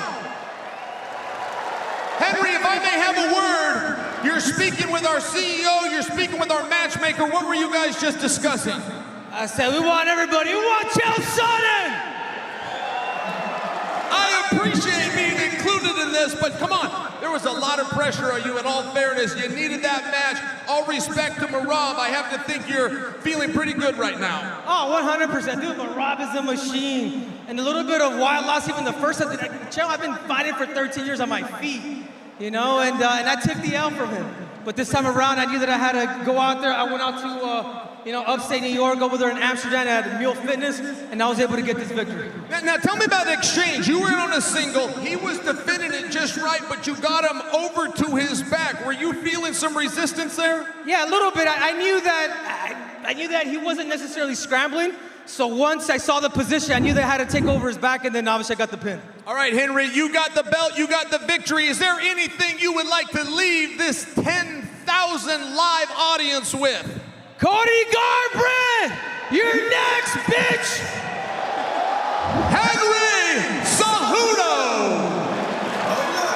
Triple C, your Real American Freestyle crossover lightweight title. It is confirmed that 36-second fall, the fastest in Real American Freestyle history. That beats the record of Hamzat Chimaev, who had a pin in 44 seconds against Dylan Dennis. 1 year anniversary show is in the book. What a night here in Cleveland. The Air Force Flight of the Night. Jason Nolf and Evan Wick. He's got that treetop single leg and just pushes him out of bounds. And that was feet to back for the 4-point move. Jason Nolf, who got the technical superiority, and he is your middleweight champion, avenging that loss to Wick, and RAF won. An amazing card tonight, Julian and Chael. This did not disappoint. What a celebration of our great sport. Absolutely. It's been a year since we've been here, and I got to say, I don't think we're going anywhere. When we leave, the three of us get in a car, we go back to the hotel, we have the same conversation every time. We look at each other, we say, that was the best show yet. But guys, it has been 10,000 people live. We would not be here if it wasn't for Merab. I got to give that to him. Welcome back to Jordan Burroughs. And I do want your opinion. Who was the wrestler of the night? That's a hard call, Sparks. I think it's going to go to Jason Nolf. I'm going Jason Nolf. I think it will. So I would say this. Jason Nolf might be the wrestler of the night. He definitely got Air Force Flight of the night, but the match of the night goes to the record-setting performance of Triple C. Henry Cejudo gets the fall in 36 seconds for the first time in 3 competitions. He knocks off the machine, Merab Dvalishvili. And that closes the night here in Cleveland. Big win for Henry Cejudo. Does it end the rivalry, though? Are we done with those two? Well, you heard Merab saying he liked the trilogy match. He might be owed it, in all fairness. The winners of RAF 12 up on the mat. You see the championship belts. David Carr retained his welterweight title. Jason Nolf, now the middleweight champion, avenging that loss to Evan Wick. And the crossover lightweight title, Henry Cejudo with that 36-second fall. It has been a blast here tonight in the land.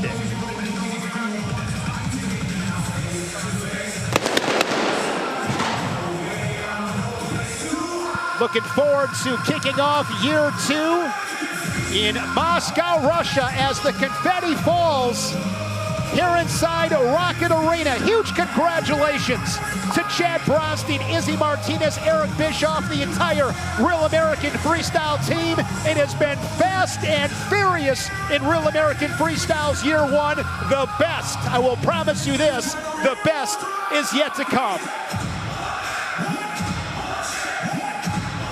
One final reminder that Real American Freestyle next comes to you from Moscow, Russia on September 5th. How Khamzat Chimaev was everything advertised and more. In his RAF 10 debut, he pinned Dylan Dennis in just 44 seconds. Now he returns to take on former UFC World Champion Tyron Woodley in our main event. Woodley with that come-from-behind win tonight in Cleveland over Joaquin Buckley. Plus, we'll have 3 world titles on the line, an event sure to be remembered. It is RAF Moscow on September 5th. Big thanks to Chris Martello, our stage manager tonight, for Chael Sonnen. Ladies and gentlemen, are you ready for your main events of the night tonight? The first one is for the Real American Freestyle Light Heavyweight Championship. Please welcome your challenger, the Real American Freestyle Light Heavyweight Champion of the world. Kid, one day, that belt could be yours.